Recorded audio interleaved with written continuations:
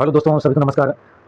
आइए बात करते हैं आज की न्यूज़ के बारे में डिटेल से एनालिसिस करते हैं कि 18 जुलाई 2026 द हिंदू से एडिटोरियल न्यूज़ लिया गया है कि पहला न्यूज़ है इसके साथ ही आंसर राइटिंग के लिए पीटी और मेंस के लिए answer writing practice question practice लिया गया है हर टॉपिक के साथ। आइए पढ़ते हैं कि पहला न्यूज़ है कि संपादकीय विश्लेषण है कि पश्चिम एशिया में तनाव और भारत का व्यापार संकट। इस टॉपिक को GS2 GS3 से इस टॉपिक को रिलेट कर सकते हो दोस्तों। कि पहला न्यूज़ है कि अमेरिका और ईरान के बीच युद्ध विराम समझौता टूटने के बाद पश्चिम एशिया में तनाव अत्यधिक बढ़ गया है। ईरान द्वारा ओमान तट के पास वाणिज्य जहाजों के पर हमलों और हमुज जल मध्य स्टेट ऑफ हमुज को बंद करने की चेतावनी के बाद वैश्विक व्यापार विशेषकर भारतीय अर्थव्यवस्था पर गहरा संकट मंडरा रहा है।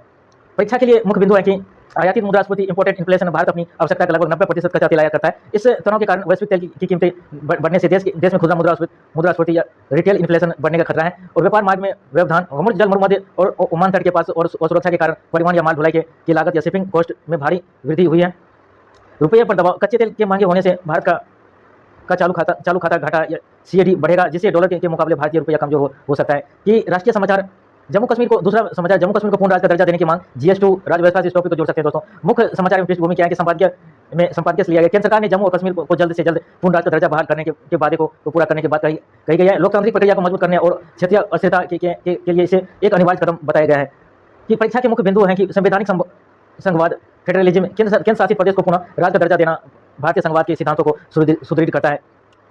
सुरक्षा और प्रशासन क्षेत्र में चुनौती हुई स्थानीय सरकार की बहाली से जमीनी स्तर पर प्रशासनिक जवाबदेही होगी। और विज्ञान और प्रौद्योगिकी से लिया गया भारत की पहली हाइड्रोजन संचालित ट्रेन GS3 से रिलेटेड है इस टॉपिक। तो मुख्य समाचार एवं पृष्ठभूमि है कि भारतीय रेल ने अपनी पहली हाइड्रोजन संचालित ट्रेन हाइड्रोजन पावर ट्रेन के सफल परीक्षण की घोषणा की है। यह भारत के नेट जीरो कार्बन उत्सर्जन लक्ष्य को 2070 तक हासिल करने की दिशा में एक ऐतिहासिक कदम है। परीक्षा के मुख्य बिंदु है कि संवैधानिक संघवाद फेडरलिज्म केंद्र शासित प्रदेश को पुनः राज्य का दर्जा देना भारतीय संघवाद के सिद्धांतों को सुदृढ़ करता है। सुरक्षा एवं प्रशासनिक क्षेत्र में चुनी गई स्थानीय सरकार की बहाली जमीनी स्तर पर प्रशासनिक जवाबदेही है। इसके बारे में पढ़ लिया था। आइए क्वेश्चन प्रैक्टिस है पीटी के लिए, प्रीलिम्स के लिए कि हमुज जल मध्य स्टेट ऑफ हमुज निम्नलिखित में से किन दो निकायों को आपस में जोड़ता है। पहला है कि लाल सागर और अदन की खाड़ी, फारस की खाड़ी, ओमान की खाड़ी। आंसर बी हो जाएगा दोस्तों। इसका कैप्शन सीट कला से नहीं होगा। भूमन सागर अटलांटिक। आंसर क्या हो जाएगा? बी हो जाएगा पहला का। दूसरा है हाइड्रोजन ईंधन सेल या हाइड्रोजन फ्यूल सेल के संदर्भ में निम्नलिखित तत्वों पर विचार कीजिए। कि पहला है कि रासायनिक ऊर्जा को सीधे विद्युत ऊर्जा में परिवर्तन करना। ये पहला नहीं हो सकता। इस प्रक्रिया उप उत्पादक बाय प्रोडक्ट के रूप में केवल पानी और ऊष्मा का उत्सर्जन होता है। हाँ, दो सही है। तीसरा है प्रारंभिक आंतरिक दहन इंजनों की तुलना में बहुत कम कुशल होते हैं। तीसरा भी शायद सॉरी दोस्तों, इसका तीसरा गलत हो गया। इसका आंसर दूसरा का आंसर क्या हो जाएगा? पहला दूसरा हो जाएगा। ये रासायनिक ऊर्जा को सीधे विद्युत ऊर्जा में परिवर्तित करता है। कि इसका क्या हो जाएगा? पहला सही है। हाइड्रोजन ईंधन सेल के बारे में रासायनिक ऊर्जा क्या करते हैं? विद्युत ऊर्जा में परिवर्तन करते हैं। दूसरा है कि यह प्रक्रिया उप उत्पादक या बाय प्रोडक्ट के रूप में केवल पानी ऊष्मा में उत्सर्जित होता है। दूसरा भी सही। तीसरा गलत है। यह पारंपरिक ऊर्जा दहन इंजनों की तुलना में बहुत कम कुशल होते हैं। तीसरा गलत है।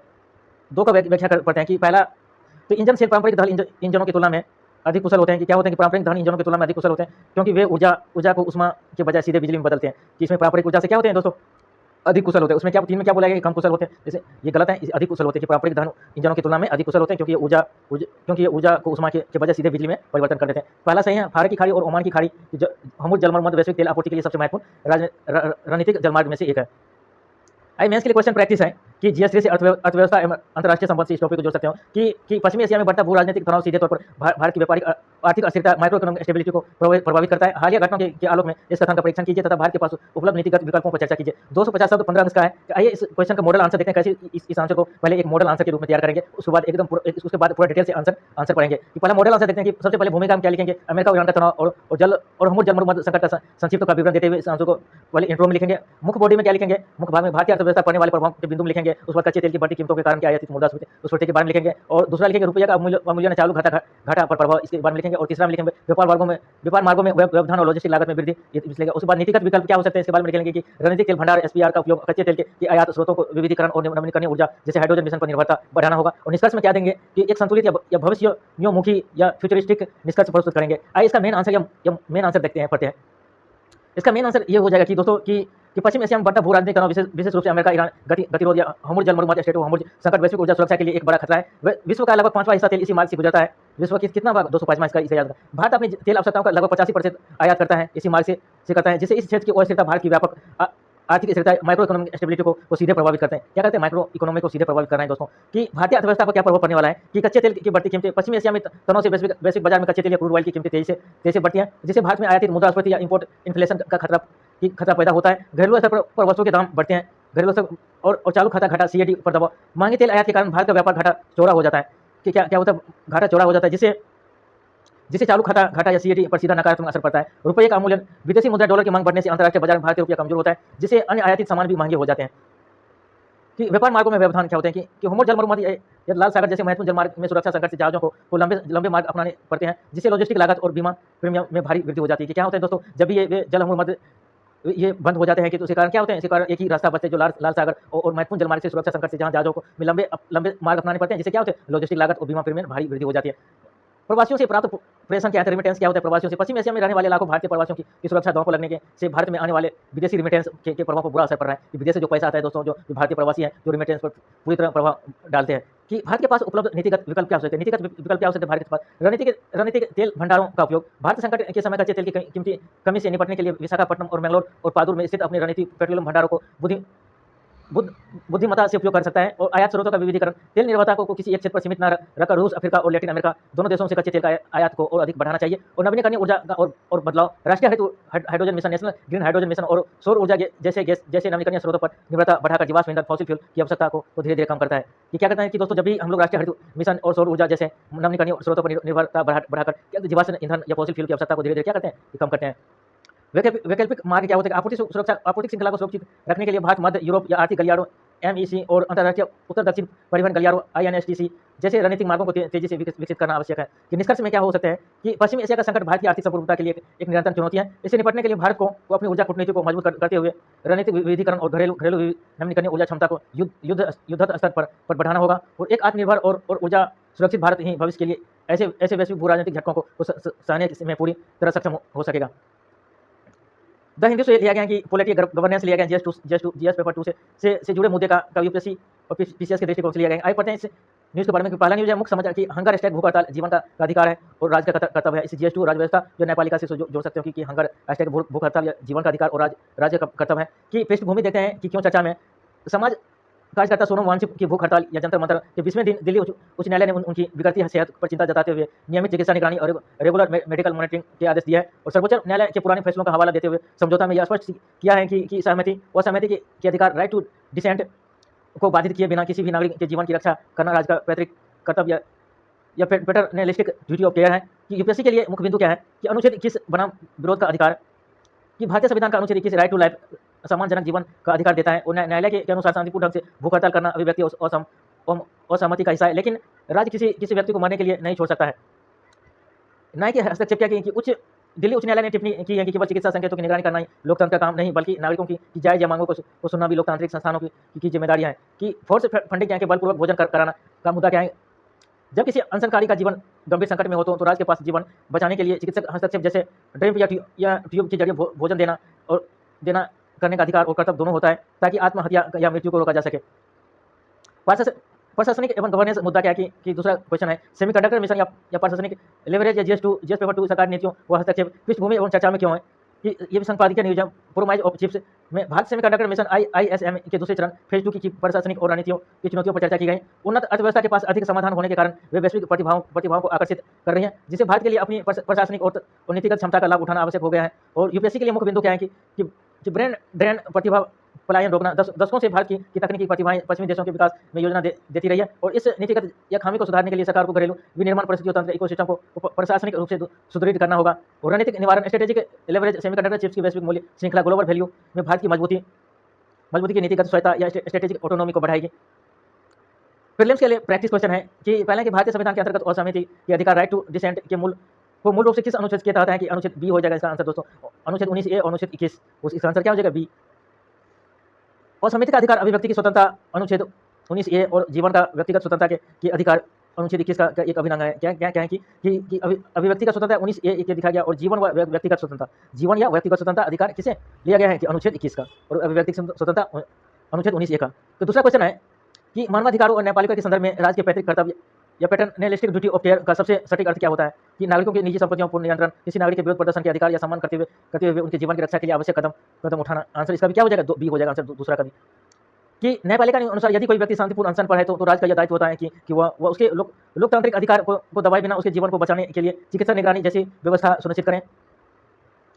यूपीएससी के लिए मेंस के लिए क्वेश्चन प्रैक्टिस है कि और पीसीएस के लिए भी क्वेश्चन प्रैक्टिस है कि पॉलिटिक्स लिया गया, पॉलिटिकल गवर्नेंस से लिया गया है जीएस2 से, कि एक जीवंत लोकतांत्रिक में असहमति और विरोध प्रदर्शन का अधिकार मौलिक अधिकार है, लेकिन इसके साथ ही नागरिकों के जीवन की रक्षा करना और राज्य का सर्वोच्च संवैधानिक उत्तरदायित्व भी है। हाल ही में चर्चा में रहे भूख हड़ताल, हंगर स्ट्राइक के मामले में न्यायपालिका के हस्तक्षेप के संदर्भ में इस कथन का आलोचनात्मक मूल्यांकन कीजिए। 250 वर्ड 15 अंक का है कि इसका उत्तर या मॉडल आंसर क्या हो सकते हैं, कि उसके बाद उसके मेन आंसर को पढ़ेंगे। दोस्तों पहले मॉडल आंसर देखते थे, पहले भूमिका में क्या लिखेंगे, मेन बॉडी में क्या लिखेंगे और कंक्लूजन में क्या लिखेंगे, कि बॉडी 1 बॉडी 2 में क्या लिखेंगे, उसका मेन आंसर उसका मॉडल आंसर क्या, उसके बाद मेन आंसर को पढ़ेंगे। कि पहले मॉडल आंसर क्या हो सकता है कि दिल्ली उच्च न्यायालय ने हालिया टिप्पणी के बारे में लिखेंगे और अनुच्छेद 21 के तहत जीवन के अधिकार का उल्लेख करते हुए लिखेंगे। और बॉडी में क्या लिखना है, बॉडी 1 में असहमति के अधिकार के महत्व को समझाते हुए लोकतंत्र का सुरक्षा, बल या शांतिपूर्ण विरोध का स्वतंत्रता। बॉडी 2 में क्या लिखेंगे, राज्य के पैटर्नलिस्टिक ड्यूटी या पैटर्नलिस्टिक ड्यूटी की व्याख्या करते हुए क्यों राज्य किसी नागरिक को अनशन के दौरान मृत्यु के कगार पर नहीं छोड़ सकता। जीवन की रक्षा और विरोध के अधिकार के बीच संतुलन, जैसे चिकित्सा निगरानी और जरूरत पड़ने पर या फौज फंडिंग के कानूनी प्रावधान पर चर्चा पर इसे बॉडी 2 में लिखेंगे। कंक्लूजन क्या लिखेंगे कि न्यायपालिका के इस विचार के साथ समाप्त करें कि लोकतंत्र को केवल शारीरिक संकेतों की निगरानी नहीं करनी चाहिए, बल्कि नागरिकों के साथ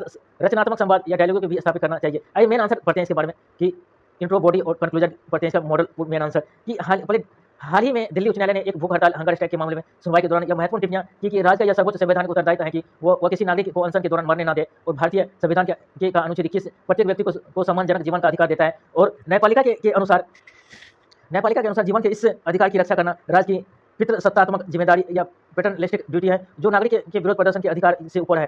कि बॉडी 1 में क्या लिखेंगे कि असहमति और विरोध प्रदर्शन का अधिकार लोकतंत्र का सुरक्षा बल की संवैधानिक आधार क्या है, कि संविधान का अनुच्छेद 19 पहला एक अभिव्यक्ति की स्वतंत्रता, अनुच्छेद ए बी शांति ढंग से बिना हथियारों के इकट्ठा होने का अधिकार देता है। भूख हड़ताल इसकी स्वतंत्रता का एक अहिंसक या प्रतीकात्मक रूप है। कि लोकतांत्रिक मूल्य क्या है, असहमति और विरोध प्रदर्शन को लोकतंत्र का सुरक्षा बल माना जाता है। यदि हाशिए के लोगों और असंतुष्ट नागरिकों को अपनी मांगों को सरकार तक पहुंचाने का एक शांतिपूर्ण माध्यम प्रदान करता है। और न्यायिक दृष्टिकोण क्या होता है कि सुप्रीम कोर्ट ने रामलीला मैदान मामले 2022 में स्पष्ट किया था कि शांतिपूर्ण विरोध प्रदर्शन का अधिकार एक मौलिक अधिकार है, जिसे उचित प्रबंधों अनुच्छेद 19(2) के बिना नहीं छीना जा सकता है।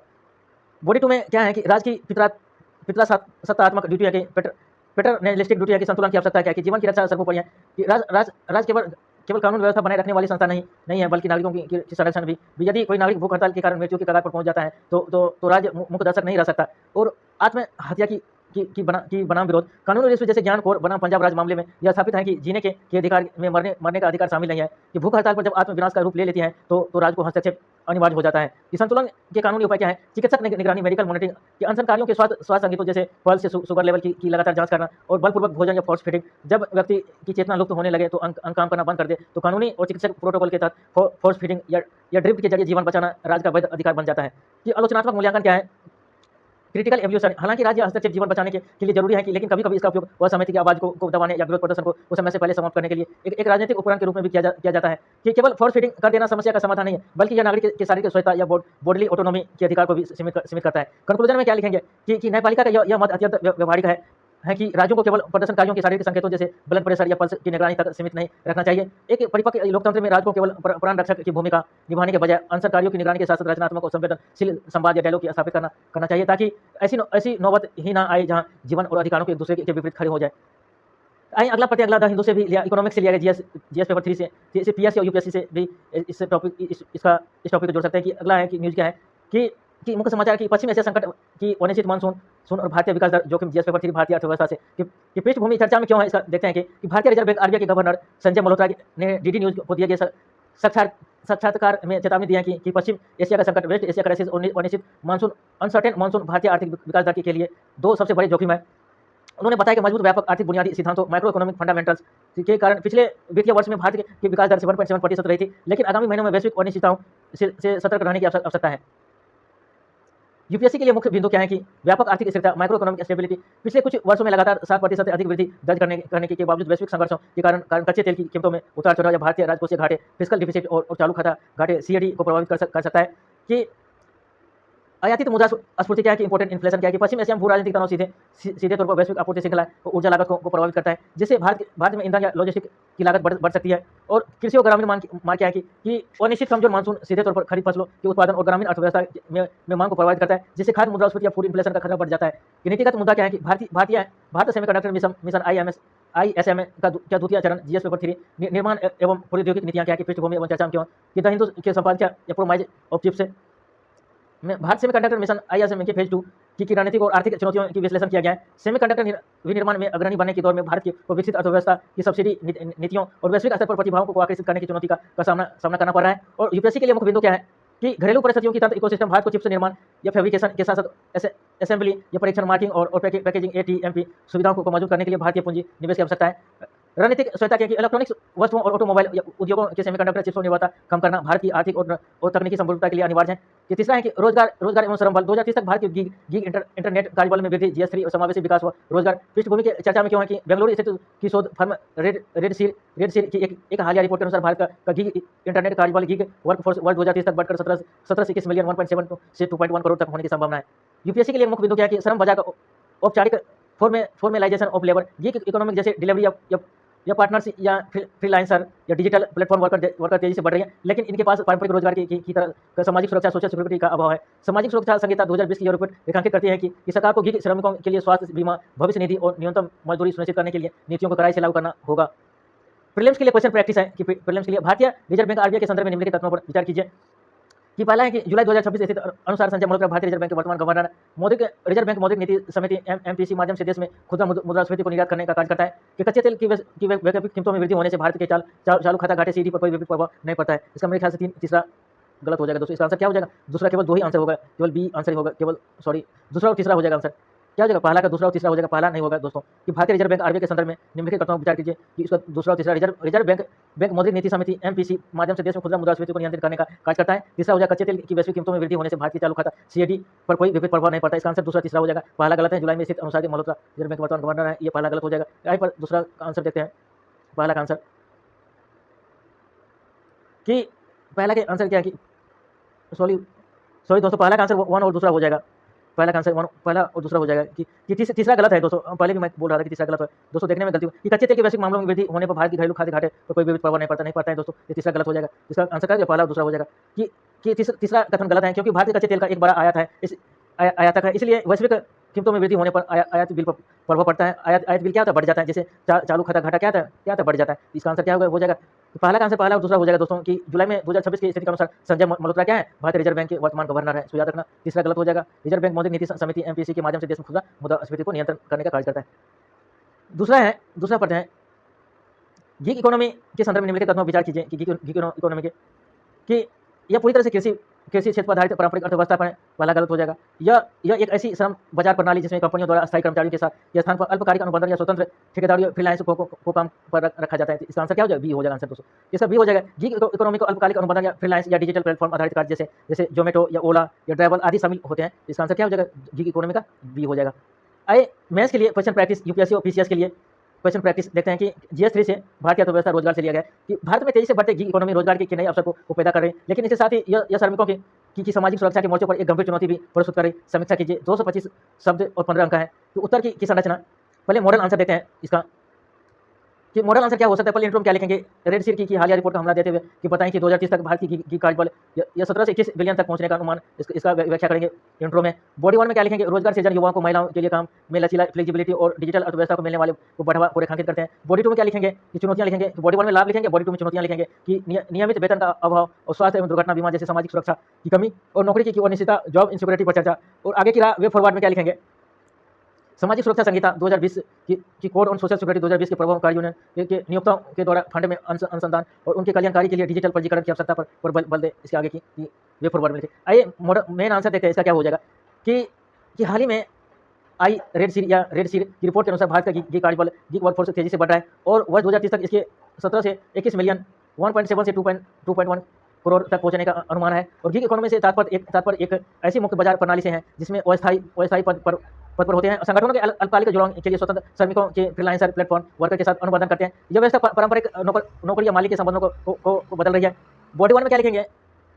कि गीग इकोनॉमी के लाभ या रोजगार के अवसर, कि रोजगार की व्यापक रोजगार सृजन। यह क्षेत्र अर्धकुशल या अकुशल दोनों तरह के श्रमिकों को त्वरित रोजगार प्रदान कर रहा है और विशेषकर डिलीवरी या लॉजिस्टिक और ई-कॉमर्स में। और काम में लचीलापन, फ्लेक्सिबिलिटी, श्रमिक अपनी सुविधा अनुसार काम के घंटे चुन सकते हैं, जो इन्हें कार्य जीवन में संतुलन, वर्क लाइफ बैलेंस बनाने की आबादी देता है। और महिला सशक्तिकरण, घर से काम करने, वर्क फ्रॉम होम के अवसरों को लचीले समय के कारण श्रम बल में महिलाओं की भागीदारी बढ़ रही है। और डिजिटल अर्थव्यवस्था को बढ़ावा, स्मार्टफोन और इंटरनेट के प्रसार के टियर 2 और टियर 3 के शहरों के युवाओं को मुख्य धारा की अर्थव्यवस्था से जोड़ा जाता है।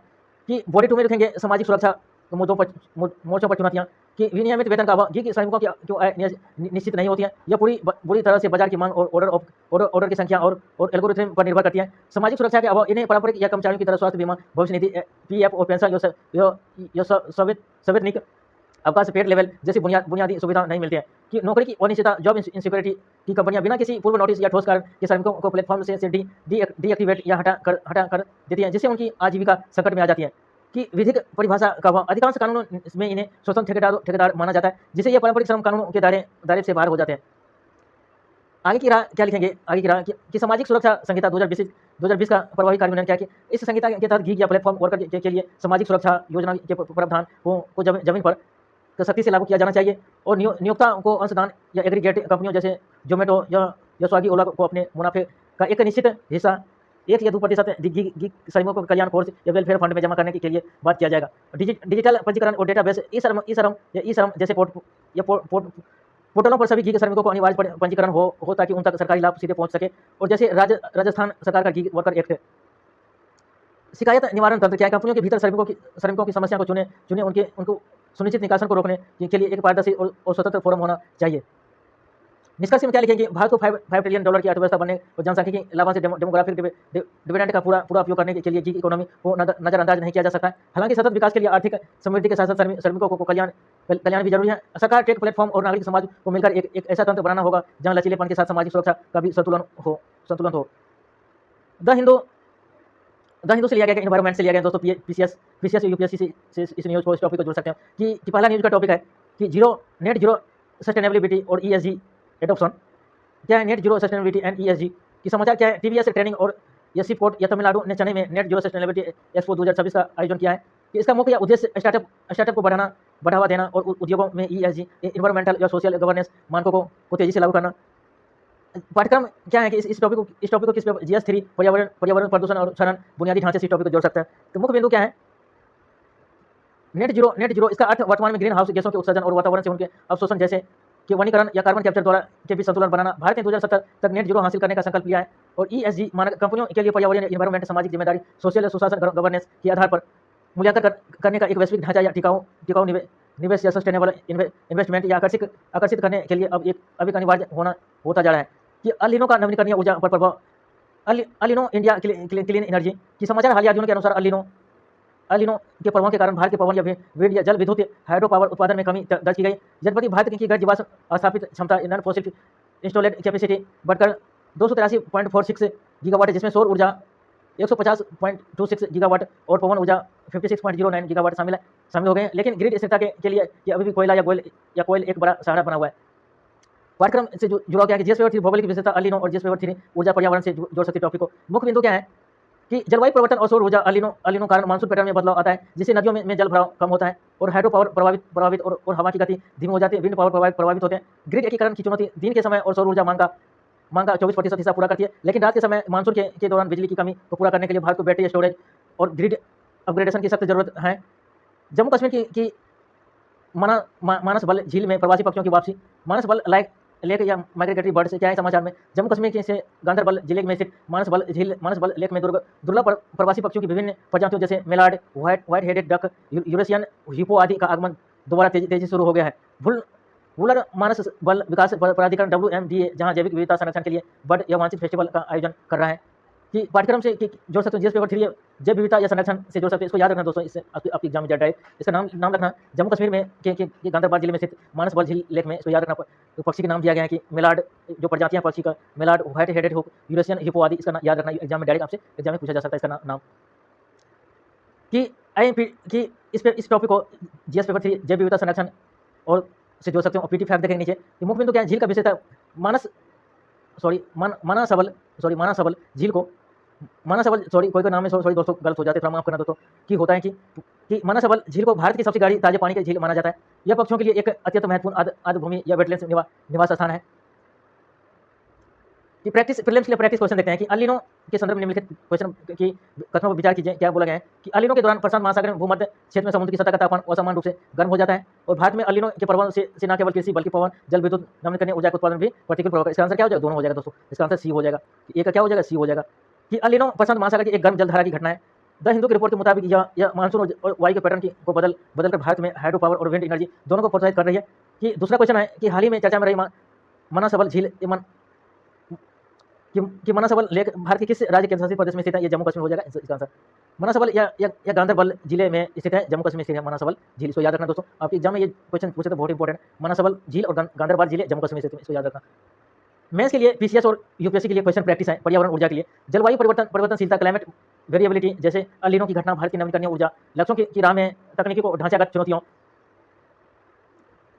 चुनौतियों की खड़ी कर रही है। इस कथन की आलोक में भारत में यह ग्रिड स्थिरता, ऊर्जा सुरक्षा सुनिश्चित करने के लिए बैटरी स्टोरेज और ईएसजी मानकों के महत्व की विवेचना कीजिए। 250 15 अंक का है। आइए इसका मॉडल आंसर देखते हैं, फ्रेमिंग देखते हैं क्वेश्चन। पहले इंट्रो में क्या लिखेंगे, उसका बॉडी में क्या लिखेंगे, निष्कर्ष में क्या लिखेंगे। पहले बॉडी में किस बात की चर्चा करनी है कि उसके बाद मेन आंसर को पढ़ेंगे डिटेल से। पहले बॉडी क्या लिखेंगे, पहले क्या मॉडल आंसर देखें क्या क्या लिखेंगे। भारत के कुल गैर जीवाश्म ऊर्जा क्षमता 283.6 गीगावाट। संक्षिप्त में विवरण देकर इसको जलवायु परिवर्तन के कारण ग्रिड पर क्या दबाव, इसको व्याख्या करके लिखेंगे। और बॉडी में क्या लिखेंगे, अल नीनो का प्रभाव, जल विद्युत पवन ऊर्जा में गिरावट के कारण को स्पष्ट करेंगे। और चुनौतियां क्या लिखेंगे कि सौर पवन ऊर्जा की रुक कर होने वाली आपूर्ति, इंटरमिटेंसी के कोयले पर अभी भी निर्भरता 42% है कि, और समाधान बैटरी स्टोरेज आपूर्ति, अतिरिक्त बिजली को स्टोरेज करने और पीक डिमांड जैसे 270.82 गीगावाट को संभालने में 10 गीगावाट जैसी बढ़ती बैटरी प्रणाली की भूमिका समझाएंगे।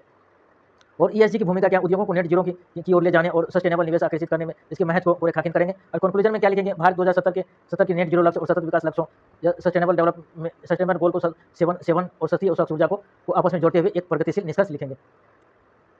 इसका आइए मेन आंसर पढ़ते हैं, मॉडल आंसर। भारत में ने सतत विकास की दिशा में तेजी से कदम बढ़ाते हुए अपनी कुल गैर जीवाश्म ऊर्जा क्षमता को लगभग 283.46 गीगावाट तक पहुंचा दिया है। हालांकि तीव्र जलवायु परिवर्तनशीलता और चरम मौसमी घटनाओं ने देश की ऊर्जा बुनियादी ढांचे की संवेदनशीलता को बढ़ा दिया है। अल नीनो जैसी घटनाएं न केवल मौसम पैटर्न की अनिश्चितता बनाती हैं, बल्कि स्वच्छ ऊर्जा की निरंतर आपूर्ति को बाधित कर राष्ट्रीय बिजली अपग्रेड अत्यधिक की दबाव भी पैदा करती हैं।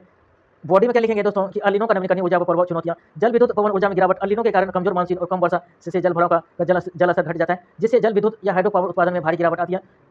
इसके साथ ही हवा के बदलते पैटर्न पवन ऊर्जा, विंड एनर्जी भी दक्षता को भी प्रभावित करते हैं। आपूर्ति की निरंतरता, इंटरमिटेंसी, सौर और पवन ऊर्जा को पूरी तरह से प्रकृति पर निर्भर है। मौसम में अचानक बदलाव ये ग्रिड में फ्रीक्वेंसी या वोल्टेज के उतार चढ़ाव को बढ़ा देता है। और जीवाश्म ईंधन पर निरंतर निर्भरता, नवीकरणीय ऊर्जा की इस अस्थिरता के कारण भारत को पीक डिमांड के दौरान बेस लोड बनाए रखने के लिए अभी भी लगभग 42% कोयला आधारित बिजली पर निर्भर रहना पड़ता है।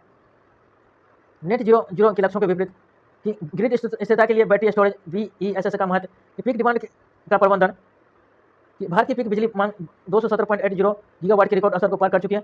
10 गीगावाट जैसी बड़ी बैटरी स्टोरेज प्रणाली VESS दिन के समय उत्पादित अतिरिक्त सौर ऊर्जा को स्टोर कर सकती है और रात के पीक आवर्स में इसकी निर्बाध आपूर्ति सुनिश्चित करती है। ग्रिड संतुलन और स्थिरता, बैटरी प्रणाली मिली सेकंड के भीतर प्रतिक्रिया देकर ग्रिड की फ्रीक्वेंसी को संतुलित करती है और जिससे ब्लैक आउट का खतरा टल जाता है। पारंपरिक ग्रिड अपग्रेड की आवश्यकता में कमी, यह तकनीकी ग्रिड को बिना किसी बड़े बुनियादी ढांचागत बदलाव के अधिक नवीकरणीय ऊर्जा को एकीकृत करने की अनुमति देती है। ऊर्जा सुरक्षा, सतत निवेश के लिए ईएसजी मानकों की भूमिका, पर्यावरणीय मानक या कंपनियों के लिए सख्त ईएसजी पर्यावरण या सामाजिक गवर्नेंस मानक यह सुनिश्चित करते हैं कि ऊर्जा क्षेत्र में होने वाला विकास पर्यावरण अनुकूलन हो या आपूर्ति श्रृंखला जैसे लिथियम माइनिंग टिकाऊ हो। और वैश्विक हरित पूंजी का आकर्षण, कि अंतर्राष्ट्रीय निवेशक अब उन्हीं परियोजनाओं में निवेश कर रहे हैं जो ईएसजी अनुकूलन है। भारत को अपनी बैटरी और ग्रिड इंफ्रास्ट्रक्चर के लिए अरबों डॉलर के विदेशी निवेश जैसे ग्रीन बॉन्ड की आवश्यकता है, जो मजबूत ईएसजी नीतियों से भी संभव है। कॉर्पोरेट नेट जीरो की प्रतिबद्धता, ईएसजी मानकों के दबाव के कारण भारत को बड़े उद्योग स्वतः ही अपनी ऊर्जा खपत को स्वच्छ ऊर्जा की ओर हस्तांतरित कर रहे हैं। निष्कर्ष में क्या लिखेंगे, जलवायु परिवर्तनशीलता के इस दौर में केवल नवीकरणीय ऊर्जा क्षमता का विस्तार करना पर्याप्त नहीं है, बल्कि उसका कुशल प्रबंधन अनिवार्य। बैटरी स्टोरेज तकनीकी और ग्रिड ईएसजी को ढांचे का एकीकरण न केवल ग्रिड को लचीला रेसिलिएंट बनाएगा, बल्कि भारत के 2070 के नेट जीरो लक्ष्य और SDG 7 सस्ती स्वच्छ ऊर्जा की प्राप्ति को भी सुनिश्चित करेगा। यह रणनीति बदलाव भारत को एक ऊर्जा निर्भरता राष्ट्र से आत्मनिर्भर और जलवायु सुनिश्चित राष्ट्र की ओर ले जाएगा। कि द हिंदू से लिया गया कि समाचार पत्र विज्ञान साइंस एंड टेक्नोलॉजी लिया गया कि इसको यूपीएससी और पीसीएस से इस न्यूज़ के टॉपिक को जोड़ सकते हैं दोस्तों आज की न्यूज़ के। और पीटी मेंस के आंसर आई थिंक प्रैक्टिस के लिए हैं कि पहला टॉपिक है विक्रम 1, भारत का पहला निजी कक्षीय श्रेणी rocket Vikram 1, India first private orbital class rocket. समाचार स्काईरूट एरोस्पेस द्वारा विकसित भारत का पहला निजी कक्षीय श्रेणी का रॉकेट विक्रम 1 या 18 जुलाई 2026 को सतीश धवन अंतरिक्ष केंद्र श्रीहरिकोटा से लॉन्च के लिए तैयार है। यह प्रक्षेपण वैश्विक वाणिज्यिक अंतरिक्ष बाजार में भारत की निजी कंपनियों में प्रवेश का प्रतीक है। पाठ्यक्रम क्या है, GS-3 या सूचना प्रौद्योगिकी अंतरिक्ष कंप्यूटर से के क्षेत्र में जागरूकता से टॉपिक जोड़ सकते हैं।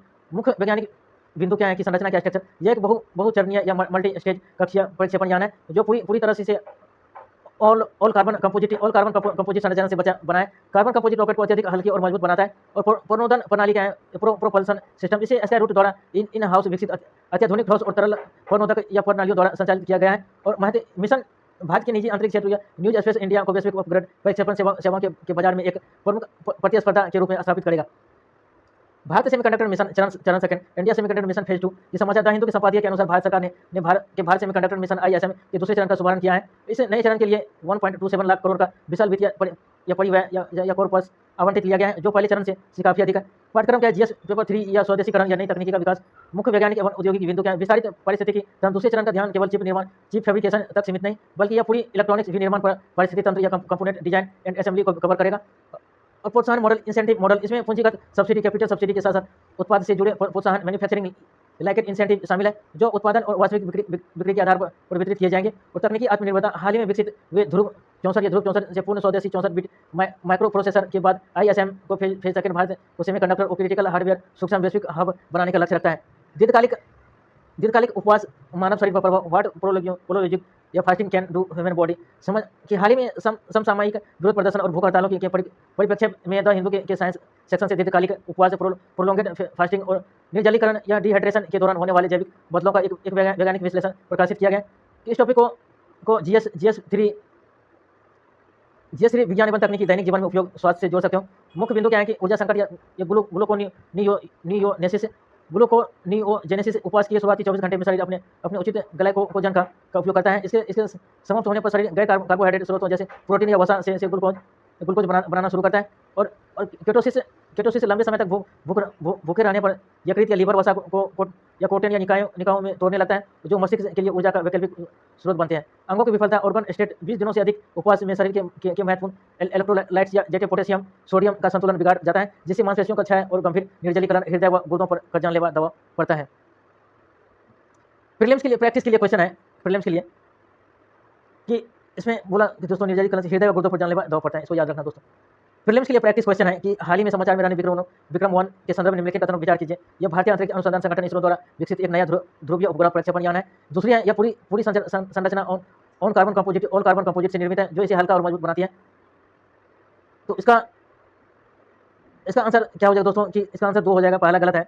इसका आंसर क्या हो जाएगा कि दूसरा हो जाएगा। ये क्या है कि इसकी पूरी संरचना ऑल कार्बन कंपोजिट से निर्मित है, जो इसे हल्का और मजबूत बनाती है। यह भारतीय अंतरिक्ष अनुसंधान इसरो द्वारा विकसित एक नई ध्रुवीय उपकरण यान है। ये पहला गलत हो जाएगा। सॉरी दोस्तों, इसमें क्या गया है कि केवल 2 कथन, पहला गलत है, क्योंकि विक्रम 1 को इसरो नहीं बल्कि निजी एरोस्पेस कंपनी स्काईरूट एरोस्पेस द्वारा विकसित किया गया है दोस्तों। इसको कौन विकसित किया गया है कि ये निजी एरोस्पेस कंपनी स्काईरूट एरोस्पेस द्वारा, इसको याद रखना दोस्तों, ना कि इसरो द्वारा इसको विकसित किया गया। दूसरा है क्वेश्चन है कि भारत सेमीकंडक्टर मिशन ISM चरण सेकंड के संदर्भ में निम्नलिखित में से कौन सा कथन औसत्य है, इसको बोला गया औसत्य, कौन गलत है। इसमें क्या गया, इसके 1.7 लाख करोड़ का बजट परिधान किया गया है। इसका फोकस चिप फैब्रिकेशन इकाइयों के स्थापित तक सीमित रखा गया है। इसमें मैन्युफैक्चरिंग लिंकेड इंसेंटिव उत्पाद प्रोत्साहन किया गया है। और यह वैश्विक इलेक्ट्रॉनिक्स विनिर्माण बाजार में भारतीय हिस्सेदारी बढ़ाने का प्रयास है। इसका क्या आंसर हो जाएगा, B हो जाएगा। इसका फोकस केवल चिप्स फैब्रिकेशन इकाइयों की स्थापना तक सीमित नहीं है, बल्कि यह संपूर्ण इलेक्ट्रॉनिक्स और विनिर्माण परिस्थितियों तंत्र को भी व्यापक आधार प्रदान करता है। इसका दूसरा गलत हो गया, औसत्य हो गया। आइए मेंस के लिए क्वेश्चन प्रैक्टिस देखते हैं। GS3 साइंस एंड टेक्स, आंतरिक प्रौद्योगिकी और अर्थव्यवस्था से कि क्वेश्चन है, विक्रम 1 का प्रक्षेपण भारतीय अंतरिक्ष क्षेत्र के विनियामक सुधारों और निजीकरण की यात्रा में एक ऐतिहासिक मील का पत्थर है। चर्चा कीजिए कि निजी कंपनियों की भागीदारी भारत को वैश्विक वाणिज्य अंतरिक्ष बाजार में एक अग्रणी शक्ति कैसे बना सकती है। 250 शब्द 15 अंक है। उसका मॉडल आंसर देते हैं, क्या होगा मॉडल आंसर। पहले इंट्रो में क्या लिखेंगे, उसके बाद बॉडी में क्या लिखेंगे, उसके बाद कंक्लूजन में क्या लिखेंगे। पहले इंट्रो में क्या लिखेंगे कि विक्रम 1 भारत का पहला निजी कक्षीय रॉकेट के प्रक्षेपण को उल्लेख करते हुए निजी अंतरिक्ष युग स्पेस 2.0 का शुरुआत करेंगे। उसके बाद बॉडी में क्या लिखेंगे कि निजी भागीदारी के लाभ इसके लिखेंगे। उसके बाद कि इसरो पर वाणिज्यिक मिशनों का बोझ कम होगा, जिससे वह डीप स्पेस एक्सप्लोरेशन या गगनयान या शुक्रयान पर ध्यान केंद्रित कर सकेगा।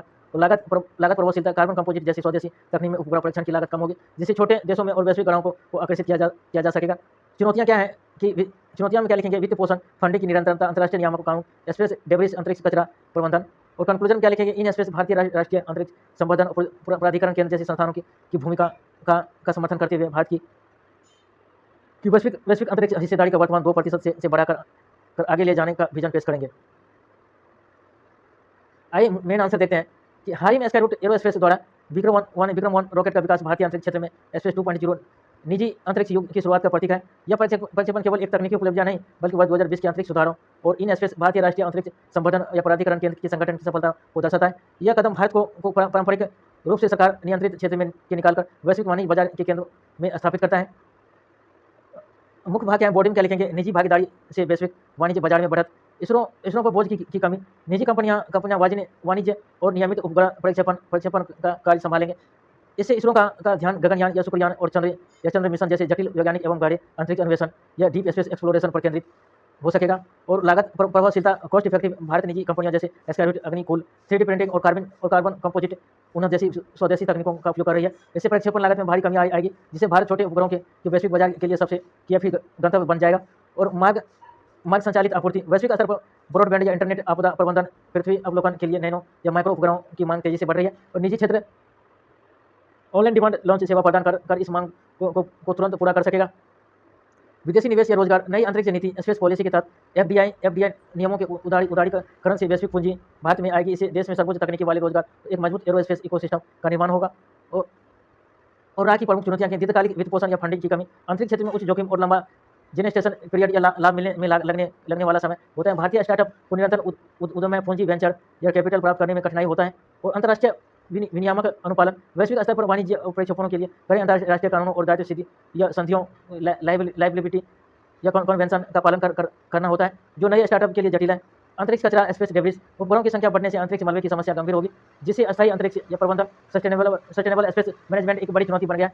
कंक्लूजन में क्या लिखेंगे दोस्तों, तो कंक्लूजन में लिखेंगे कि विक्रम का परीक्षण भारत की वैश्विक अंतरिक्ष अर्थव्यवस्था अपनी हिस्सेदारी को 2% से बढ़ाकर 2030 तक 10% से अधिक करने का प्रवेश द्वार है। चुनौतियों के बावजूद इन स्पेस का सिंगल विंडो क्लियरेंस इसरो का तकनीक मार्गदर्शन देश के निजी दिग्गजों को वैश्विक स्तर पर स्पेस एक्स जैसी कंपनियों को टक्कर देने के सक्षम बना सकता है। भारत अब केवल एक उपग्रह प्रक्षेपण देश नहीं बल्कि वैश्विक वाणिज्य अंतरिक्ष बाजार का एक अनिवार्य वैश्विक केंद्र बनने की ओर अग्रसर है। द इंडियन एक्सप्रेस लिया गया है दोस्तों, एडिटोरियल न्यूज है, यूपीएससी और स्टेट पीसीएस के लिए की दृष्टिकोण से अत्यंत महत्वपूर्ण है। कि आइए पढ़ते हैं, पहला न्यूज है कि semiconductor vision bio factory floor semiconductor नीति विनिर्माण से पड़ी सोच। दूसरा है हीट आइसलैंड या स्लीपलेस नाइट एंड ये पब्लिक चैलेंजेज, शहरी उष्मा द्वीप और निंद्रा और सार्वजनिक स्वास्थ्य चुनौती। नीचे दो संपादकीय विस्तृत हिंदी विश्लेषण दिया गया और उसके पीटीओ मेंस के लिए अभ्यास प्रश्न क्वेश्चन प्रैक्टिस भी लिया गया है ये दोनों टॉपिक से। आइए पढ़ते हैं, पहला टॉपिक संपादकीय न्यूज है।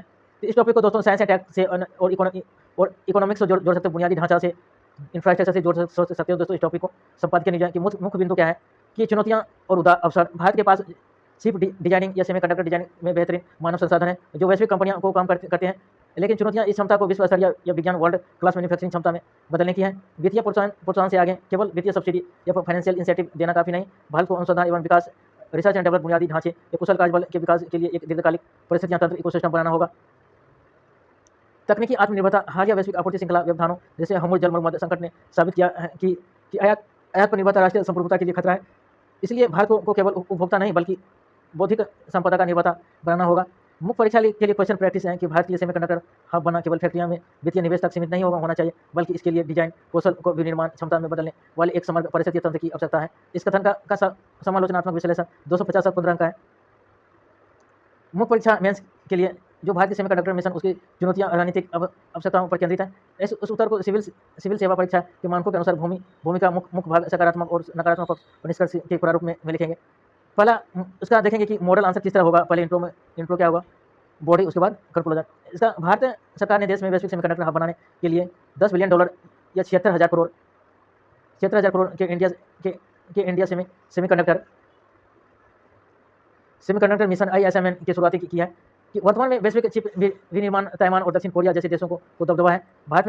ऐसे में भारत के लिए केवल वित्तीय सब्सिडी, केवल फैक्ट्रियां या फैब लगाना पर्याप्त नहीं है, बल्कि चिप डिजाइन से लेकर चिप निर्माण तक एक आत्मनिर्भर इकोसिस्टम परिस्थितियां तंत्र विकसित करना अनिवार्य है।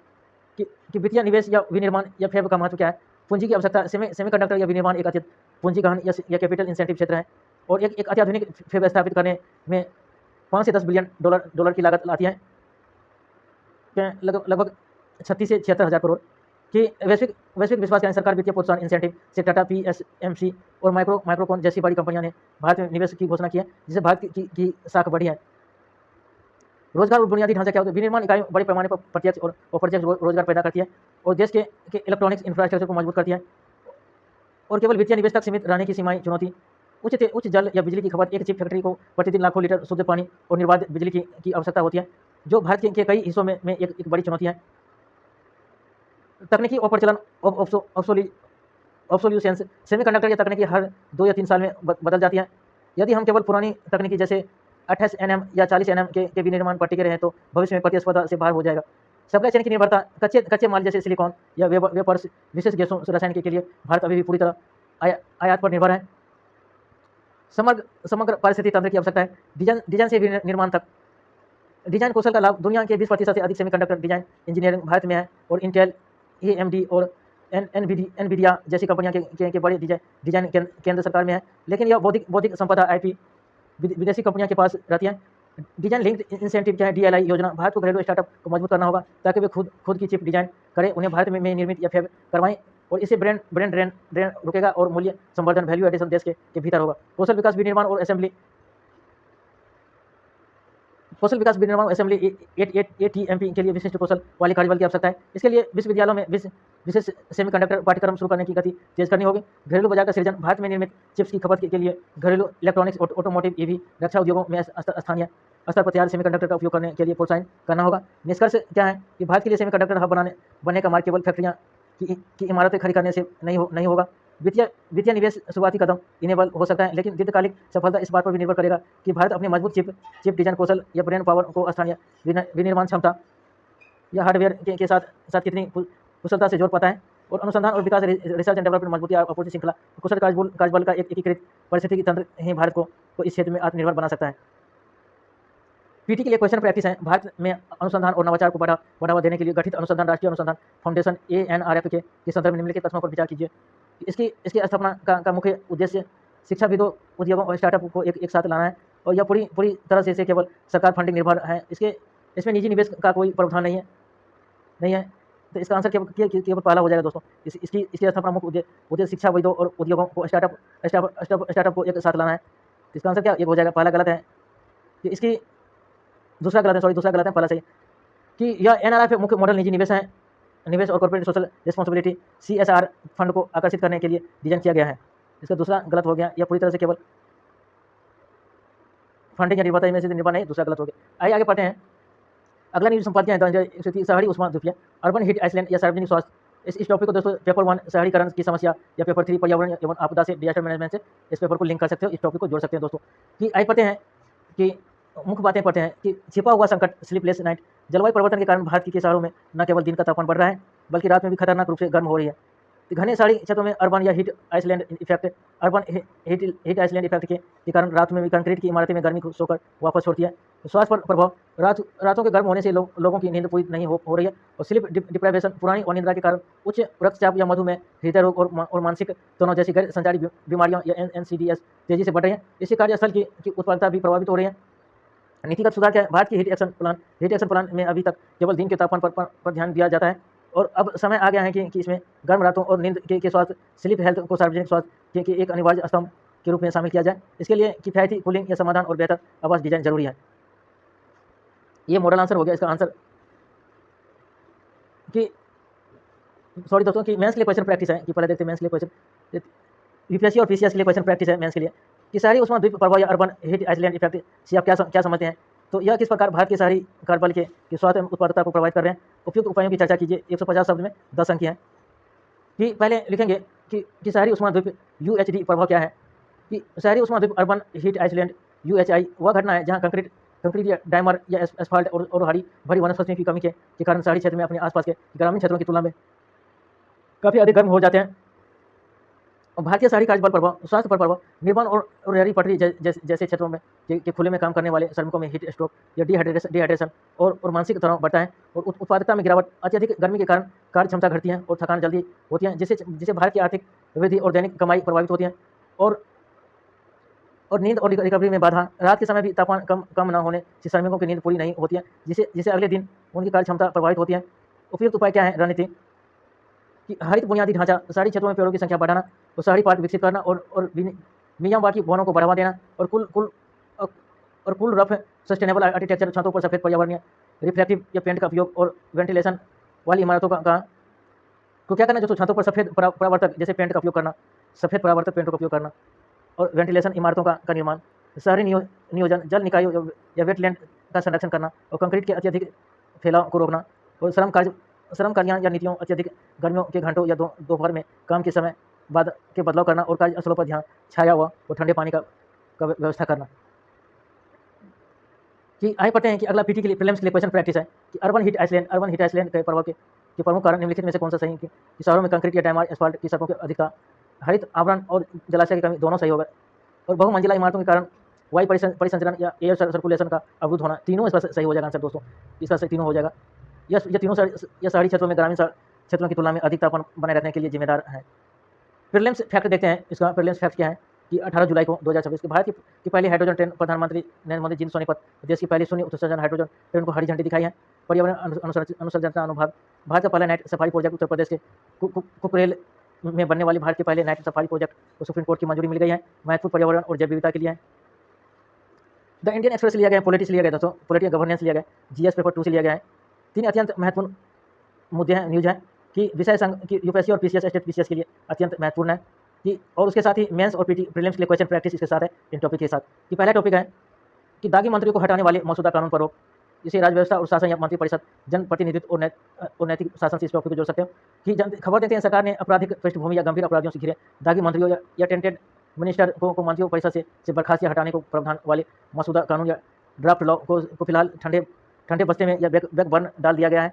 मुख्य संवैधानिक बिंदु क्या है कि भारत संविधान के अनुच्छेद 75(2) के अनुसार केंद्रीय मंत्री राष्ट्रपति प्रसाद परियत या प्लीजर ऑफ द प्रेसिडेंट पद धारण करते हैं, जिसका वास्तविक अर्थ प्रधानमंत्री की सलाह से है कि राजनीतिक अपराधीकरण को रोकने के लिए जनप्राधिकरण अधिनियम या आरपीए 1951 में कई प्रावधान है, लेकिन मंत्रियों को सीधे पद से हटाने के लिए कोई विशिष्ट वैधानिक ढांचा वर्तमान में लागू नहीं है। और शासन की चुनौतियां क्या है, इस कानून को टालने या आपराधिक पृष्ठभूमि वाले नेताओं की कार्यपालिका में प्रवेश और नैतिक शासन या इथिकल गवर्नेंस की स्थापना पर सवाल उठते हैं। कि मुख्य परीक्षा के लिए मेंस के लिए क्वेश्चन प्रैक्टिस है कि पीसीएस और यूपीएससी के लिए कि कार्यपालिका में सुचिता और नैतिक शासन सुनिश्चित करने के लिए दागी मंत्रियों के निष्कासन हेतु एक मजबूत वैधानिक ढांचे की आवश्यकता है। इस कथन के आलोक में मंत्रियों की नियुक्ति और बस्त्यागी से जुड़े संवैधानिक प्रावधानों में एक चुनौती की समीक्षा कीजिए। 250 वर्ड 15 अंक। आइए पढ़ते हैं, इंट्रो में क्या लिखेंगे। भारतीय लोकतंत्र में न्यायपालिका की सुचिता और नैतिक शासन इथिकल गवर्नेंस सुशासन के मूल संदर्भ में है। राजनीतिक के अपराधीकरण को रोकने और लोक प्रशासन में जनता का विश्वास बनाए रखने के लिए दागी मंत्रियों को निष्कासन या अनिवार्य माना जाता है। हालांकि भारतीय संविधान में मंत्रियों को हटाने के लिए कोई स्पष्ट वैधानिक या नैतिक मापदंड निर्धारित नहीं है, जिससे वर्तमान ढांचा राजनीतिक इच्छा शक्ति पर निर्भर हो जाता है। मंत्रियों की नियुक्ति और बर्खास्तगी के संवैधानिक प्रावधान। संविधान में मंत्रियों के कार्यकाल यानी नियुक्ति को लेकर निम्नलिखित प्रावधान। अनुच्छेद 75(a), 164(a) प्रधानमंत्री या मुख्यमंत्री की सलाह पर राष्ट्रपति या राज्यपाल मंत्रियों की नियुक्ति करते हैं। और प्रसाद का सिद्धांत क्या है कि डॉक्ट्रिन ऑफ प्लीजर। अनुच्छेद 72(2) और 164(a) के तहत मंत्री क्रमशः राष्ट्रपति या राज्यपाल के प्रसाद में पर्याप्त पद धारण करते हैं। इसको याद करना दोस्तों कि अनुच्छेद 75(a), 164 मुख्यमंत्री या प्रधानमंत्री की सलाह राष्ट्रपति राज्यपाल मंत्री को नियुक्ति करते हैं। और प्रसाद का सिद्धांत क्या है, डॉक्ट्रिन ऑफ प्लीजर। अनुच्छेद 75(2) या 164(a) तहत मंत्रियों क्रमशः राष्ट्रपति राज्यपाल के पर्याप्त पद धारण करते हैं। इसको याद रखना। और अनुच्छेद सामूहिक उत्तरदायित्व क्या होता है, अनुच्छेद 75(3) और 164(2) के अनुसार मंत्री परिषद सामूहिक रूप से लोकसभा विधानसभा के प्रति उत्तरदायी होते हैं। क्या होते हैं दोस्तों, 175(3) की अनुच्छेद 175(3), 164(2) मंत्री परिषद सामूहिक रूप से लोकसभा विधानसभा के प्रति उत्तरदायी होते हैं। बर्खास्तगी का अधिकार तकनीकी रूप से प्रधानमंत्री या मुख्यमंत्री की सिफारिश पर ही राष्ट्रपति या राज्यपाल किसी मंत्री को बर्खास्त कर सकते हैं। विद्यमान चुनौती का कमियां क्या है कि दागी मंत्रियों को पद से हटाने के मार्ग में कई व्यवहारिक और कानूनी चुनौतियां हैं। कि दागी मंत्री को पद से हटाने के मार्ग पर कई व्यवहारिक और कानूनी चुनौतियां हैं। संसदीय विशेषाधिकार बनाम वैधानिक सुनिता। संविधान मंत्री को बर्खास्तगी का पूर्ण विवेक प्रधानमंत्री या मुख्यमंत्री को देता है। सॉरी दोस्तों, इस वर्ड उच्चारण में थोड़ा प्रॉब्लम हो रहा है। जिसको बर्खास्त करते हैं, जिसको बर्खास्त करते हैं, उसको बर्खास्त के बारे में बोला गया है कि इसके लिए कोई वैधानिक मापदंड या स्टेचुटरी क्राइटेरिया तय नहीं है। संघ या गठबंधन की राजनीतिक की मजबूतियाँ। कई बार केंद्रीय दलों के दबाव या बहुमत या बनाए रखने के लिए ये शीर्ष नेतृत्व दागी मंत्रियों के खिलाफ कार्रवाई करने से हिचकिचाता है और दोषी सिद्ध होने तक निर्दोष का सिद्धांत। आपराधिक मामले में केवल आरोप पत्र या चार्जशीट दाखिल होने पर मंत्रियों को नहीं हटाया जाता है, जिससे वे जांच को प्रभावित कर सकते हैं। प्रतिनिधित्व अधिनियम क्या है, आरपीए 1951 की सीमाएं। यह अधिनियम सांसदों या विधायकों को अयोग्यता की बात करता है, लेकिन विशेष रूप से मंत्री पद से हटाने के लिए कोई त्वरित कानूनी व्यवस्था नहीं है। आगे की राय क्या है कि कार्यपालिका में शुचिता या सुनिश्चित करने के लिए निम्नलिखित सुधारात्मक कदम उठाने जाने चाहिए। वैधानिक ढांचे का निर्माण क्या है? पीपुल्स रिप्रेजेंटेटिव एक्ट आरपीए में संशोधन या एक प्रावधान जोड़ा जाए कि गंभीर आपराधिक मामले में आरोप तय या चार्ज फ्रेमेड होने पर व्यक्तित्व मंत्री पद के लिए अयोग्य हो जाए। द्वितीय प्रशासनिक सुधार आयोग सेकंड एआरसी की सिफारिश। आयोग के अनुसार भ्रष्टाचार या नैतिक अधोपतन के गंभीर आरोपों से सीधे मंत्रियों को जांच पूरी होने तक स्वैच्छिक रूप से इस्तीफा दे देना चाहिए, उन्हें बर्खास्त किया जाना चाहिए। आचार संहिता का विधिकरण। मंत्रियों के लिए वर्तमान आचार संहिता कोड ऑफ कंडक्ट को कानूनी रूप से बाध्यकारी बनाया जाए। निष्कर्ष, नैतिक शासन केवल संवैधानिक औपचारिकता से नहीं बल्कि उच्च राजनीतिक मूल्यों से संचालित होता है। दागी मंत्रियों के निष्कासन हेतु एक स्पष्ट और मजबूत वैधानिक ढांचा तैयार करना न कि केवल कार्यपालिका की खाक बचाए रखने के लिए जरूरी है, बल्कि यह अपराध मुक्त राजनीतिक के संपर्क को सिद्ध करने की दशा में भी एक निर्णायक कदम होगा। प्रीलिम्स के लिए प्रैक्टिस क्वेश्चन है दोस्तों। केंद्रीय मंत्रिपरिषद के संदर्भ में निम्नलिखित तथ्यों पर विचार कीजिए। किसी भी मंत्री को पद से हटाने की अंतिम विवेकाधिकार राष्ट्रपति के पास होता है। इसके लिए उन्हें प्रधानमंत्री की सलाह की आवश्यकता नहीं होती है। नहीं, पहला गलत हो गया दोस्तों। संविधान के अनुसार मंत्रिपरिषद सामूहिक रूप से संसद के प्रति उत्तरदायी होते हैं। इस संविधान के अनुसार मंत्रिपरिषद सामूहिक रूप से क्या होते हैं? संसद के प्रति उत्तरदायी होते हैं। इसका दूसरा भी गलत हो गया दोस्तों कि राष्ट्रपति केवल प्रधानमंत्री की सलाह पर किसी मंत्री को हटा सकते हैं। दूसरा भी गलत है क्योंकि अनुच्छेद 75 के तहत मंत्रिपरिषद सामूहिक रूप से लोकसभा के प्रति उत्तरदायी होती है, न कि पूरी तरह संसद के ऊपर। क्या होते हैं दोस्तों? मंत्रिपरिषद लोकसभा के प्रति उत्तरदायी होती है। अनुच्छेद 75 के अनुसार मंत्रिपरिषद क्या होते हैं? सामूहिक रूप से लोकसभा के प्रति उत्तरदायी होते हैं, न कि पूरी तरह संसद या राज्यसभा, न कि पूरी तरह संसद। इसमें राज्यसभा शामिल नहीं के प्रति।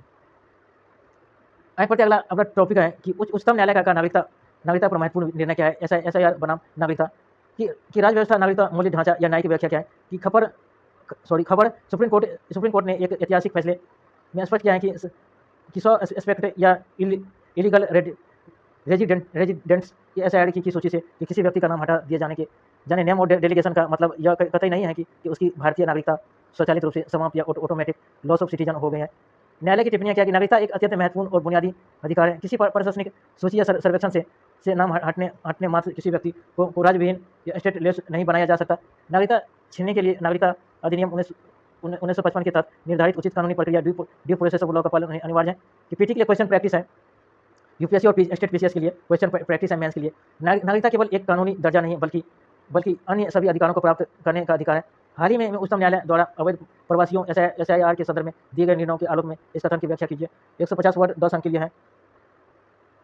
नागरिकता केवल एक कानूनी दर्जा नहीं बल्कि एक अन्य सभी अधिकारों को प्राप्त करने का अधिकार है। यह कथन प्रसिद्ध दार्शनिक हन्ना ओरेड के राइट टू हैव राइट्स के सिद्धांत पर रेखांकित है कि क्या है कि नागरिकता केवल एक कानूनी दर्जा नहीं बल्कि एक अन्य सभी अधिकारों का प्राप्त करने का अधिकार है।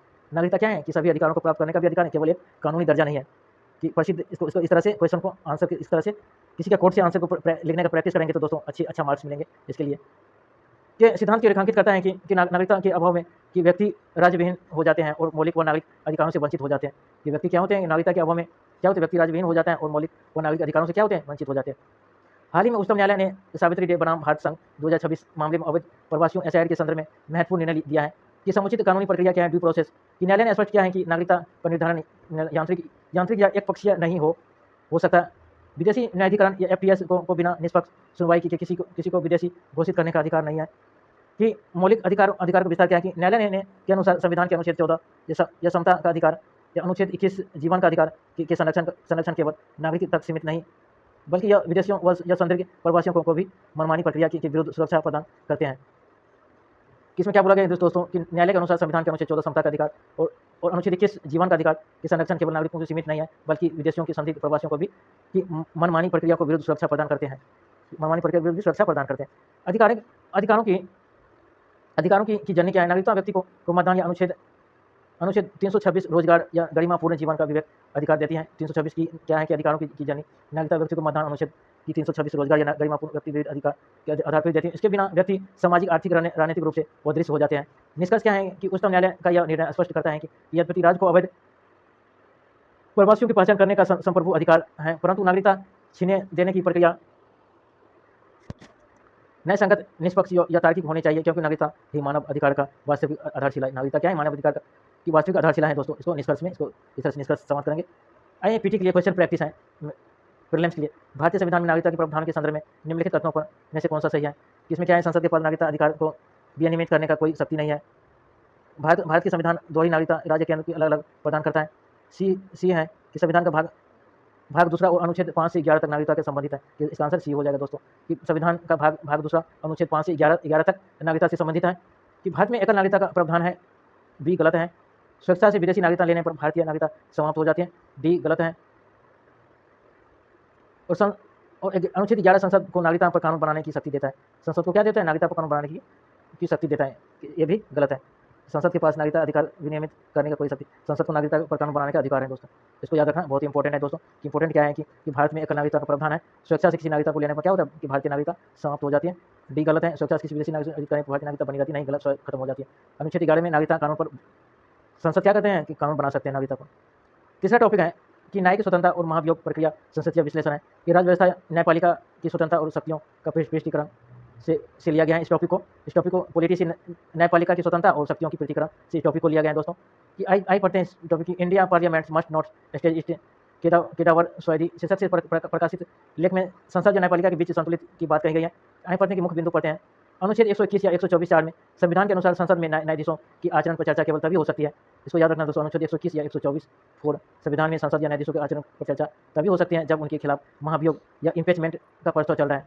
कि क्या होता है कि अनुच्छेद 121 या 124 संविधान के अनुसार संसद में न्यायाधीशों की आचरण पर चर्चा केवल तभी हो सकती है।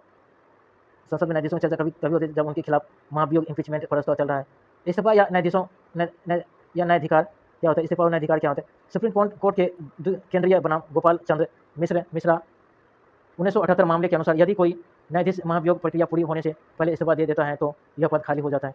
कि क्या होता है कि दोस्तों कि इस्तीफा और न्यायपालिका के सुप्रीम कोर्ट के केंद्रीय बनाम गोपाल चंद्र मिश्रा के मामले के अनुसार यदि कोई न्यायाधीश महाभियोग प्रक्रिया पूरी होने से पहले इस्तीफा दे देता है तो वह पद खाली हो जाता है और संसद का क्षेत्राधिकार स्वतः समाप्त हो जाता है। यदि इस्तीफा देने के बाद भी संसद कार्रवाई जारी करती है तो यह न्यायिक स्वतंत्रता और शक्तियों के पृथक्करण या सेपरेशन ऑफ पावर के सिद्धांत के खिलाफ है। मुख्य परीक्षा की क्वेश्चन प्रैक्टिस है यूपीएससी और स्टेट पीसीएस के लिए, मेंस के लिए, कि न्यायाधीश के खिलाफ महाभियोग प्रक्रिया केवल उन पद के हटाने का साधन है, न कि राजनीतिक प्रतिशोध का। शक्तियों के पृथक्करण के सिद्धांतों के संदर्भ में न्यायाधीशों की जवाबदेही और न्यायिक स्वतंत्रता के बीच संतुलन का समूलाचनात्मक मूल्यांकन कीजिए। 250 शब्दों में 15 अंक है दोस्तों। कि इसका मॉडर्न आंसर क्या हो जाएगा? भूमिका।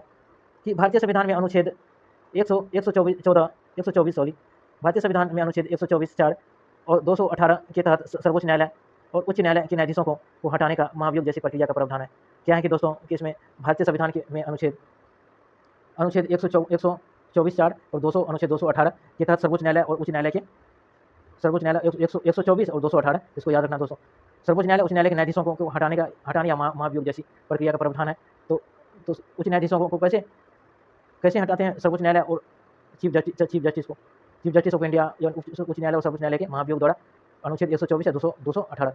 लोकतांत्रिक व्यवस्था में यह प्रक्रिया शक्तियों के पृथक्करण के सिद्धांत के तहत न्यायपालिका की स्वतंत्रता या इंडिपेंडेंस और जवाबदेही अकाउंटेबिलिटी के बीच एक बारीक संतुलन बनाने का प्रयास करती हैं। कि क्या करती हैं कि शक्तियों का पृथक्करण के सिद्धांत की सेपरेशन ऑफ पावर के तहत क्या करते हैं? न्यायपालिका की स्वतंत्रता और इंडिपेंडेंस और जवाबदेही अकाउंटेबिलिटी के बीच एक बारीक संतुलन बनाने का यह प्रयास करती है, ताकि इसका उपयोग राजनीतिक प्रतिशोध के लिए ना हो सके।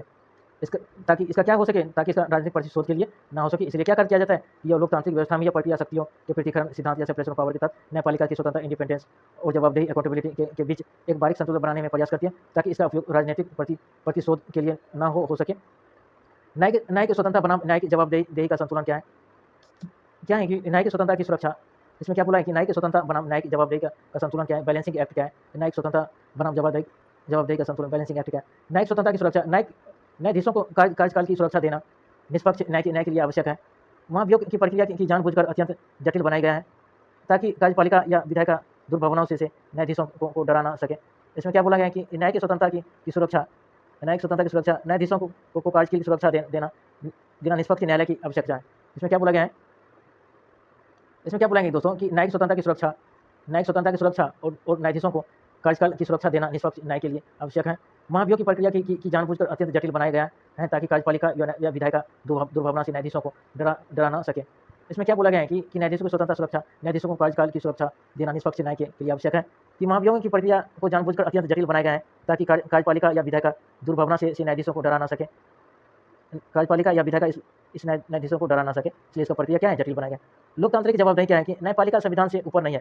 न्यायपालिका क्या है? संविधान से ऊपर न्यायपालिका क्या है दोस्तों? न्यायपालिका संविधान से ऊपर नहीं है। संविधान संविधान न्यायपालिका से ऊपर क्या है? संविधान हो दोस्तों।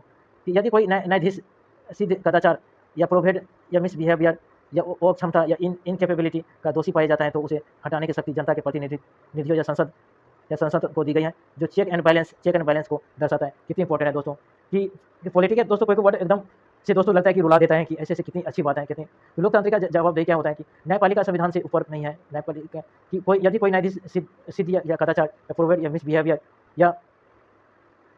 या वो क्षमता या इनकेपेबल दोषी पाए जाता है तो उसे हटाने के लिए शक्ति जनता के प्रतिनिधियों संसद को दी गई है। जनता के प्रतिनिधि किसको दिए गए? संसद को दी गई, जो चेक एंड बैलेंस से को दर्शाता है। तो क्या जनता के प्रतिनिधि संसद को दी गई। यदि कोई न्यायाधीश संविधान के ऊपर नहीं है। यदि कोई न्यायाधीश या सीधे या कदाचार या प्रोवेड मिसबिहेवियर और क्षमता को दोषी पाया जाता है तो उसको शक्ति जनता क्या होता है कि हटाने के लिए शक्ति जनता के प्रतिनिधि संसद को दी गई है, जो संसद को दिए गए उसे क्या कहते हैं? चेक एंड बैलेंस कहते हैं। चेक एंड बैलेंस को दर्शाता है। चुनौतियाँ और समालोचनात्मक मूल्यांकन क्या है? चुनौतियाँ और समालोचनात्मक मूल्यांकन क्या है? क्रिटिकल और इवैल्यूएशन क्या है? प्रक्रिया का अत्यधिक राजनीतिकरण। चुनौतियाँ और समालोचनात्मक मूल्यांकन क्या है? क्रिटिकल प्रक्रिया का अत्यधिक राजनीतिकरण क्या है? कि महाभियोग की शुरुआत संसद सदस्यों के हस्ताक्षर जो लोकसभा में 100 क्या बोला गया है कि प्रक्रिया का इसमें क्या बोला है कि चुनौतियों का समालोचन मूल्यांकन क्रिटिकल इवैल्यूएशन प्रक्रिया का अत्यधिक राजनीतिकरण या महाभियोग की शुरुआती संसद सदस्यों के हस्ताक्षर लोकसभा में 100 राज्यसभा में 50 से होती है। इसके कारण कई बार यह प्रक्रिया कानूनी रूप से अधिक राजनीतिक रूप ले लेती है। और कदाचार की अस्पष्ट परिभाषा कि संविधान में सिद्धि या कदाचार को स्पष्ट रूप से परिभाषित नहीं किया गया है कि इसे सत्ता पक्ष या विपक्ष द्वारा न्यायिक फैसला से असहमत होने पर इसे राजनीतिक हथियार के रूप में भी उपयोग करने का जोखिम बना रहता है। कि जटिल और अप्रभावी क्या होता है? भारत के इतिहास में अब तक किसी भी न्यायाधीशों को महाभियोग द्वारा पूरी तरह हटाया नहीं जा सका है। जैसे बीवी रामास्वामी सौमित्र सेन मामले में प्रक्रिया पूरी होने से पहले न्यायाधीशों को अक्सर इस्तीफा दे देते हैं, जिससे जवाबदेही सुनिश्चित नहीं हो पाती है। आंतरिक सुधारों की कमी। न्यायपालिका के पास न्यायाधीशों के छोटे अपराधों या नैतिक गिरावट से निपटने के लिए महाभियोग के अलावा कोई प्रभावी माध्यम मार्ग जैसे निलंबन या चेतावनी नहीं है। कि इसमें क्या बोला गया है कि दोस्तों कि आंतरिक सुधारों की कमी क्या होती है? जब भी न्यायपालिका के पास न्यायाधीशों के छोटे अपराधों या नैतिक गिरावट से निपटने के लिए क्या होता है? महाभियोग के अलावा कोई प्रभावी माध्यम मार्ग जैसे निलंबन या चेतावनी नहीं है। उसकी एक ही चेतावनी क्या है? छोटे मोटे अपराध या न्यायाधीशों के अपराध या नैतिक गिरावट के कारण उसे क्या होते हैं? महाभियोग के अलावा कोई और माध्यम मार्ग उसके चेतावनी देने के लिए नहीं है। उसकी एक ही है महाभियोग। निष्कर्षण में क्या लिख सकते हैं? महाभियोग प्रक्रिया को केवल एक राजनीतिक प्रक्रिया का समाधान बनने से रोकने के लिए न्यायिक जवाबदेही या विधेयक जस्टिस अकाउंटेबिलिटी बिल जैसे सुधारों की आवश्यकता है। शक्तियों के पृथक्करण का सिद्धांत तभी मजबूत होगा जब न्यायपालिका अपनी आंतरिक सुधार प्रक्रिया जैसे कोलेजियम में पारदर्शिता को तेज करें और विधायिका महाभियोग का उपयोग केवल अत्यंत दुर्लभ और ठोस मामलों में नहीं करे। इसमें कितनी अच्छी बात कंक्लूजन बोला गया दोस्तों कि महाभियोग प्रक्रिया इसमें क्या बोला गया कि महाभियोग प्रक्रिया केवल एक राजनीतिक प्रतिशोध समाधान बनाने से रोकने के लिए न्यायाधीश जवाबदेही विधेयक या जुडिशियल अकाउंटेबिलिटी बिल जैसे सुधारों की आवश्यकता है। शक्तियों के पृथक्करण का सिद्धांत तभी मजबूत होगा। इसमें क्या बोला गया है कि महाभियोग प्रक्रिया को केवल एक राजनीतिक प्रतिशोध का समाधान बनने से रोकने के लिए न्यायाधीश या जवाबदेही विधेयक जुडिशियल अकाउंटेबिलिटी जैसे सुधारों की आवश्यकता है। कि महाभियोग केवल एक राजनीतिक प्रतिशोध समाधान बनने से रोकने के लिए क्या न्यायिक जवाबदेही विधेयक जुडिशियल अकाउंटेबिलिटी बिल जैसे सुधारों की आवश्यकता है। कि न्यायिक जवाबदेही विधेयक, इसको याद रखना दोस्तों कि महाभियोग प्रक्रिया केवल राजनीतिक प्रतिरोध समाधान बनने से रोकने के लिए न्यायिक जवाबदेही विधेयक जुडिशियल अकाउंटेबिलिटी बिल जैसे सुधारों की आवश्यकता होती है।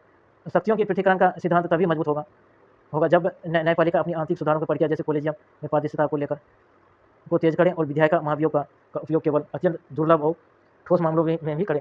कि क्या करें दोस्तों कि विधायिका महाभियोग का उपयोग केवल तब करें जब दुर्लभ या ठोस मामले हो। और इसके लिए क्या बनाने के लिए महाभियोग प्रक्रिया केवल एक राजनीतिक प्रतिशोध का साधन बनने से रोकने के लिए इसको क्या करना चाहिए? न्यायिक जवाबदेही विधेयक या जुडिशियल अकाउंटेबिलिटी बिल जैसे सुधारों की आवश्यकता है, जो शक्तियों के पृथक्करण का सिद्धांत का तभी मजबूत होगा। और जब न्यायपालिका अपनी आंतरिक प्रक्रिया सुधार कोलेजियम से पारदर्शिता को तेज करे और महाभियोग को उपयोग अत्यंत दुर्लभ के मामले में भी ठोस मामले में इस पर उपयोग कर सके।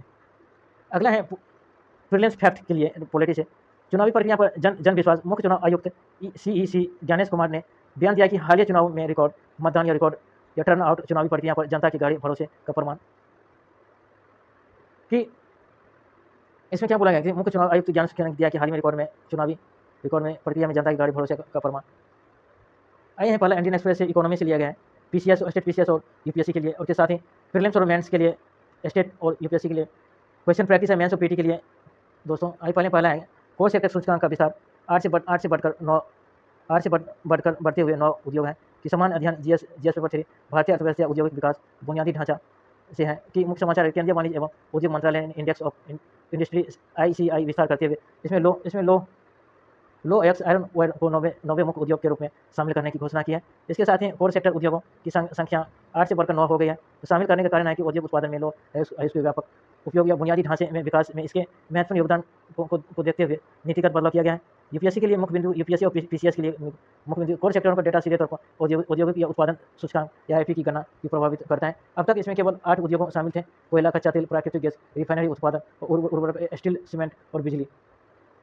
मुख्य परीक्षा के लिए क्वेश्चन प्रैक्टिस है कि बुनियादी ढांचा क्षेत्र के सूचकांक ICI लो एक्स को शामिल करना भारत की बदलती औद्योगिक प्राथमिकता को दर्शाता है। सूचकांक उत्पादन सूचकांक IIP पर इसके प्रभाव और प्रभावी अर्थव्यवस्था में कोर सेक्टर के महत्व को विवेचना कीजिए। 250 अब 15 उत्तर देखते हैं कि उत्तर रूपरेखा भूमिका कि हाल ही में बुनियादी ढांचा उद्योगों के सूचकांक index of core industry ICI में लो एक्स आयरन ओर को शामिल करने का निर्णय लिया गया है। यह कदम भारत की बढ़ती विनिर्माण क्षमता या शहरीकरण और आत्मनिर्भरता की दशा में एक रणनीतिक बदलाव को दर्शाता है। यह बदलाव पारंपरिक ऊर्जा केंद्रित प्राथमिकताओं से हटकर बुनियादी ढांचा विनिर्माण और धातु आधारित औद्योगिक विकास की ओर बढ़ने का संकेत है। कि औद्योगिक उत्पादन या सूचकांक IIP पर प्रभाव कि लो एक्स में शामिल करने से IIP के निम्नलिखित महत्वपूर्ण प्रभाव पड़ेंगे। भार या वेटेज में सुधार कि 8 कोर सेक्टर क्या है। IIP में कुल 40.27% का बड़ा हिस्सा और लो एक्स के आने से खनन या माइनिंग और विनिर्माण मैन्युफैक्चरिंग दोनों क्या है कि दोनों उप सूचकांकों का संतुलन अधिक यथार्थवादी बनेगा। सटीक आर्थिक संकेत लो एक्स स्टील या प्राथमिक कच्चा माल या इसे सूचकांक और शामिल करने के वास्तविक समय में जमीन स्तर पर औद्योगिक और निर्माण गतिविधियों में को अधिक सटीकता से दर्शा सकेगा।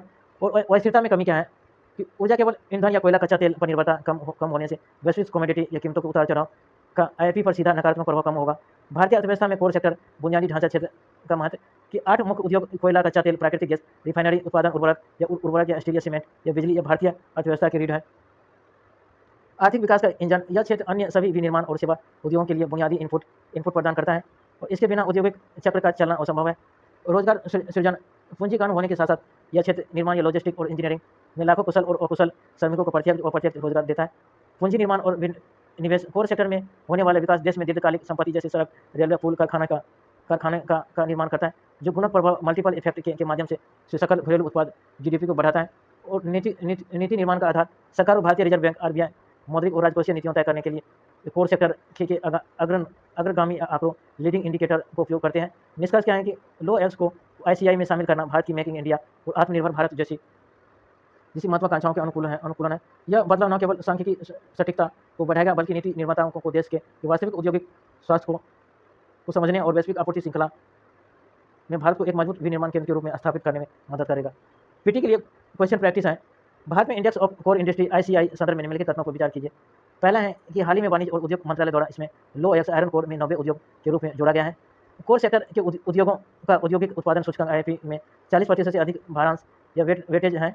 इसका आंसर दोनों हो जाएगा कि स्पष्टीकरण मंत्रालय ने लो एक्स को शामिल कर संख्या 9 कर दी गई। IIP में कोर सेक्टर की संयुक्त हिस्सेदारी लगभग 40.27% होती है, इसलिए दोनों कथन सही है। कि नीतिगत आयोग का जन विश्वास सिद्धांत, तकनीकी विनियामक सुधार की सामान्य अध्ययन, पेपर 3 या व्यापार करने में आसानी या ईज ऑफ डूइंग बिजनेस, तकनीकी नीति और आर्थिक विनियम। मुख्य समाचार क्या है? नीति आयोग अपने नए जन विश्वास सिद्धांत के तहत तकनीकी और इंटरनेट कंपनियों से कंटेंट ब्लॉकिंग व्यवस्था पर उनके विचार मांग रहा है। मुख्य उद्देश्य क्या है? इस पहल का मुख्य उद्देश्य कि भारतीय व्यापारिक या पारिस्थितिक तंत्र से नियामक कोलेस्ट्रॉल या रेगुलेटरी कोलेस्ट्रॉल यानी अनावश्यक जटिल कानूनों को साफ करना, या ताकि देश में एक भरोसा आधारित विनियामक माहौल, ट्रस्ट बेस्ड रेगुलेटरी इन्वायरमेंट बनाई जा सके। आर्थिक प्रभाव क्या है? यह कदम डिजिटल अर्थव्यवस्था को बढ़ावा देते हैं और अनुपालन लागत, कंप्लायंस कॉस्ट को कम करने और देश में विदेशी तकनीकों निवेश को आकर्षित करने के लिए अत्यंत महत्वपूर्ण है। मेंस के लिए क्वेश्चन प्रैक्टिस है कि PCS और UPSC के लिए नीति आयोग के जन विश्वास या सिद्धांत के विशेष संदर्भ में चर्चा कीजिए। किन प्रकार विनियामक बाधाओं या रेगुलेटरी कोलेस्ट्रॉल को कम करने में भारत अपनी डिजिटल अर्थव्यवस्था और स्टार्टअप इकोसिस्टम को वैश्विक रूप से प्रतिस्पर्धी बना सकता है। 150 वर्ड में 10 अंक की है।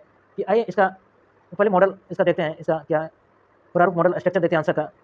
कि प्रत्यक्ष उत्तर जन विश्वास सिद्धांत और विनियामक कोलेस्ट्रॉल रेगुलेटरी कोलेस्ट्रॉल को परिभाषित करते हुए शुरुआत करें और मुख्य बिंदु बॉडी में क्या लिखना है? नीति आयोग के अनुसार नियामक कोलेस्ट्रॉल का अर्थ है अत्यधिक जटिल और पुरानी कानून को व्यापार सुगमता को बाधित करते हैं। जन विश्वास सिद्धांत नागरिकों को और उद्यमियों पर भरोसा करके इन बाधाओं को कम करने या डिस्क्रिमिनलाइजेशन पर बल देता है कि बॉडी में क्या लिखेंगे 100 शब्दों में। डिजिटल अर्थव्यवस्था स्टार्टअप्स के नियामक बाधाएं चुनौतियां, अनुपालन बोझ। स्टार्टअप्स को शुरुआत में ही ये दर्जनों प्रकार के टैक्स या श्रम या तकनीकी अनुपालनों या कंप्लायंस से गुजरना पड़ता है। और आपराधिक प्रावधान क्या है कि छोटे प्रशासनिक या तकनीकी भूलों के लिए भी जेल या करें जुर्माने का प्रावधान होना, जिससे नवाचार या इनोवेशन का माहौल डर में बदल जाता है। पूंजी की कमी, जटिल विदेश निवेश नियमों FEMA के कारण स्टार्टअप्स को वैश्विक फंडिंग प्राप्त करने में देरी होती है। और वैश्विक प्रतिस्पर्धा बढ़ाने में जन विश्वास की भूमिका कि डिक्रिमिनलाइजेशन या गैर आपराधिक मामूली तकनीकों चूकों को अपराध की श्रेणी से बाहर करके ईज ऑफ डूइंग बिजनेस को बढ़ावा देना। और सेल्फ सर्टिफिकेशन, स्व प्रशासन या स्टार्टअप्स को शुरुआती वर्षों में स्वयं अनुपालन प्रमाणित करने की छूट देना, जिससे वे ये इंस्पेक्टर या राज्य से मुक्त होकर केवल विकास पर ध्यान केंद्रित कर सकें। समय और लागत की बचत, प्रक्रिया या डिजिटलीकरण या सिंगल विंडो क्लियरेंस से वैश्विक निवेशों को भारतीय बाजार में भरोसा बढ़ेगा और नवाचार को प्रोत्साहन।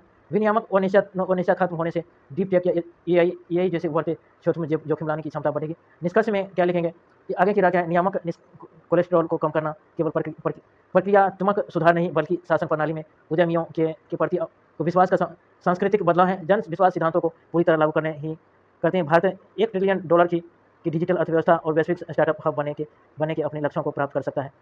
कि तीसरा है टॉपिक है वित्तीय धोखाधड़ी पर सेबी की नई साइबर एडवाइजरी क्या है। इस टॉपिक को दोस्तों GS पेपर 3 बैंकिंग और वित्तीय सुरक्षा, साइबर सुरक्षा, कॉर्पोरेट गवर्नेंस से जोड़ते हैं। मुख्य समाचार क्या है?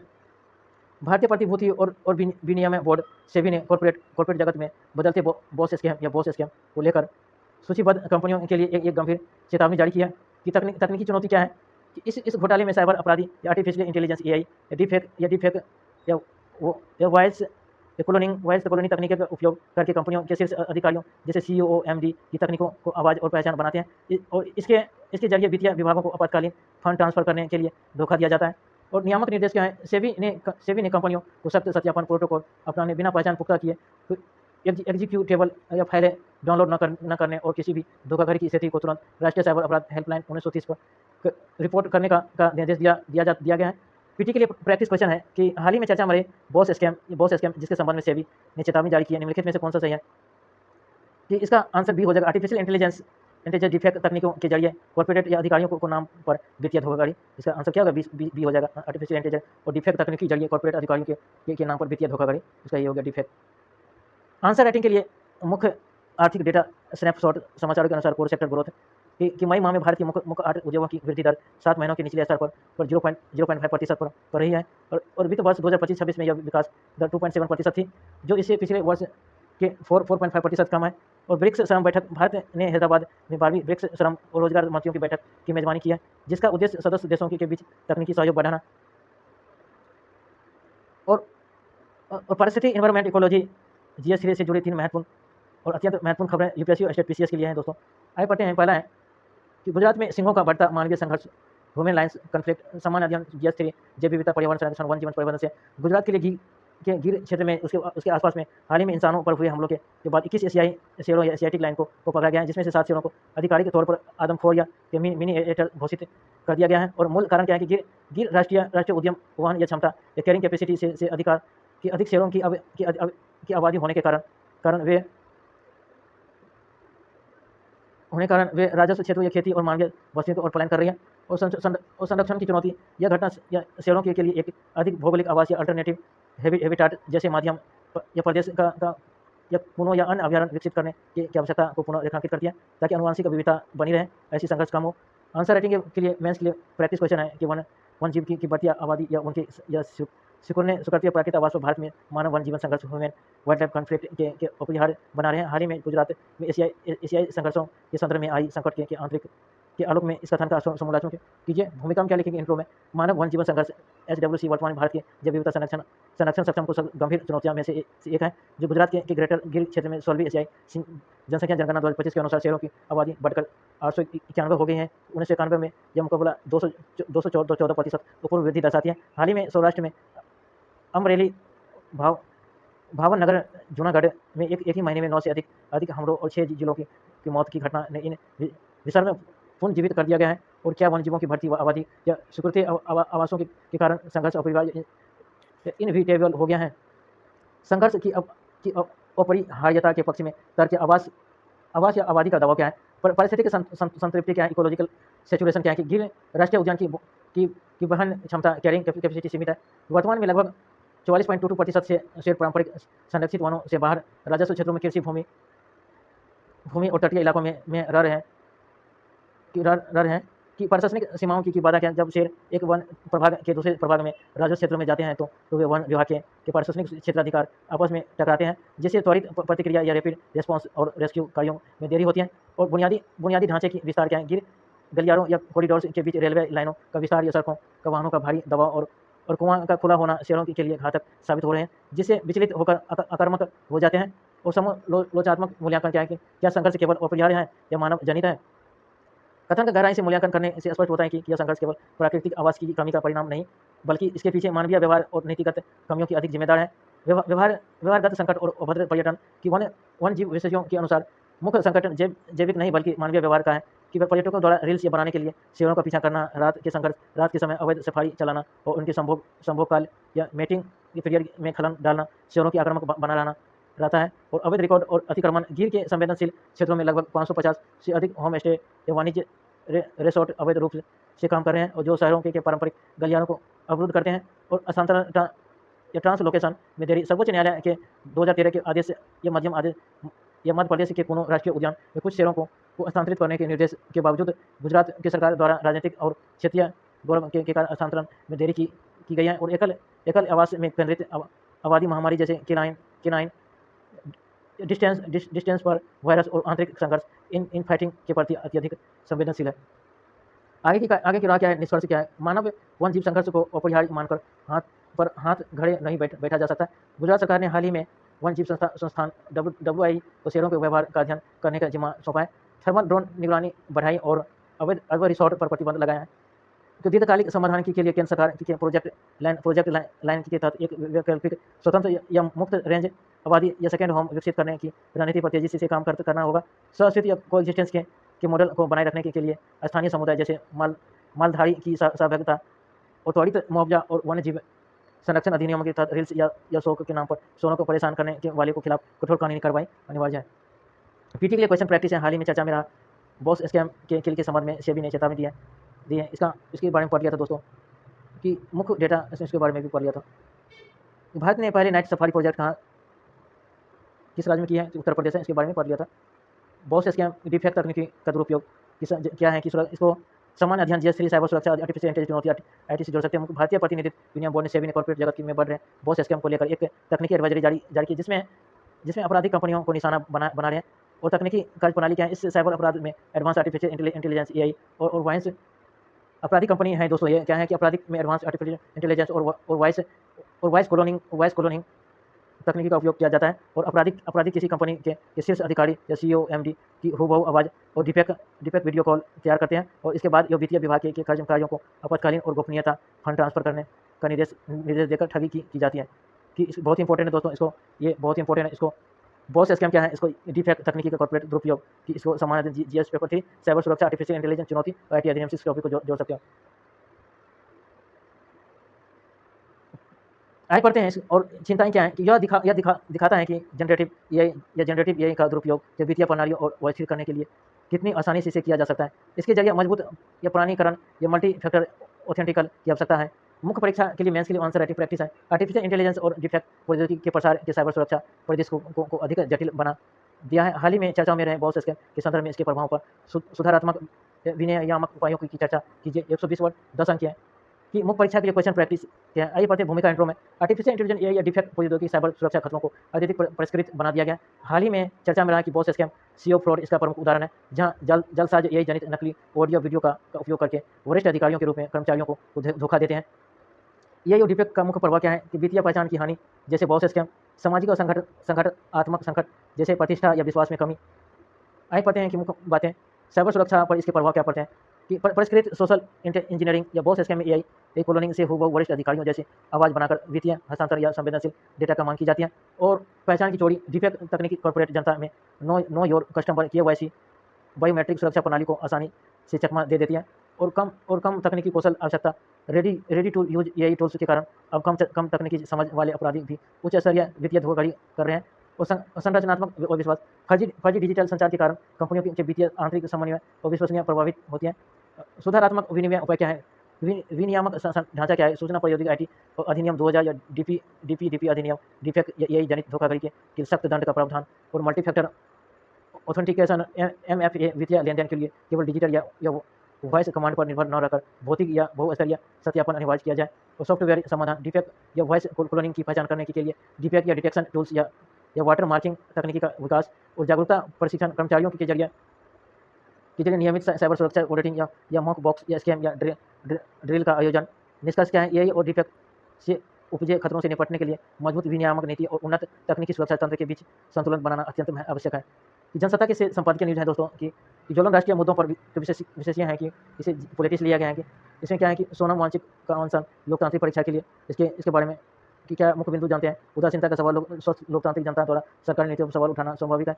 आंदोलन के प्रति उत्तरपूर्ण इसके बारे में मैंने पढ़ लिया था दोस्तों कि नीट विवाद जनाकों को इसके बाद छात्रों का संतुलन केवल संरचना ही नहीं। पीटी के लिए क्वेश्चन देते हैं कि भारतीय संविधान के संदर्भ में शांतिपूर्ण और बिना हथियार के एकत्र होने की आलोचना किससे है? इसका आंसर बी हो जाएगा, 1919 बी। आइए मेंस के लिए क्वेश्चन प्रैक्टिस देखते हैं कि जीवंत लोकतांत्रिक सफलता चुनाव के तक सीमित नहीं है बल्कि सरकार या नागरिकों के बीच निरंतर संवाद निर्भर भी जन आंदोलन के नागरिकों। इसके बारे में दोस्तों पढ़ लिया था कि हमने कि जो निरंतर जवाबदेही या संवाद, इसके बारे में क्या वो लोकतंत्र की चुनाव नागरिकता भागीदारी पर आधारित अंतिम एक जीवंत लोकतांत्रिक वास्तविक पहचान नियमित सशक्त और सकारात्मक नियंत्रण की जवाबदेही देता है कि चुनाव या संवाद के आंतरिक प्रतिनिधित्व बनाम स्वाभाविकता। चुनाव केवल राजनीतिक वेता या जन आवाज नीतियों या नियंत्रण या फीडबैक ही समावेशी बनती है और अभाव या असंतोष संस्थागत माध्यम से जैसे संसद मीडिया जनता की वास्तविक आवाज़ उठाने में विफल होते हैं। संसद क्या होती है दोस्तों? जैसे संसद और मीडिया क्या होते हैं? जनता की वास्तविक आवाज़ उठाने में विफल होते हैं और तब नागरिक असंतोष सड़कों पर आंदोलन के रूप में प्रकट होता है। और हालिया जन आंदोलन के संदर्भ में समालोचनात्मक मूल्यांकन कि क्या होते हैं सकारात्मक पक्ष या नीतिगत सुधार। हालिया में कृषक या आंदोलन के श्रम या कोरों पर विरोधों प्रदर्शन या स्पष्ट किया है कि चुनावी जीतना व्यापक सुधारों को बिना व्यापक चर्चाओं के थोपना का ब्लैक चेक नहीं है। और नागरिक चेतना या आंदोलन दर्शाता है कि भारतीय नागरिक केवल मूल मतदाता नहीं बल्कि जागरूकता हितधारक है।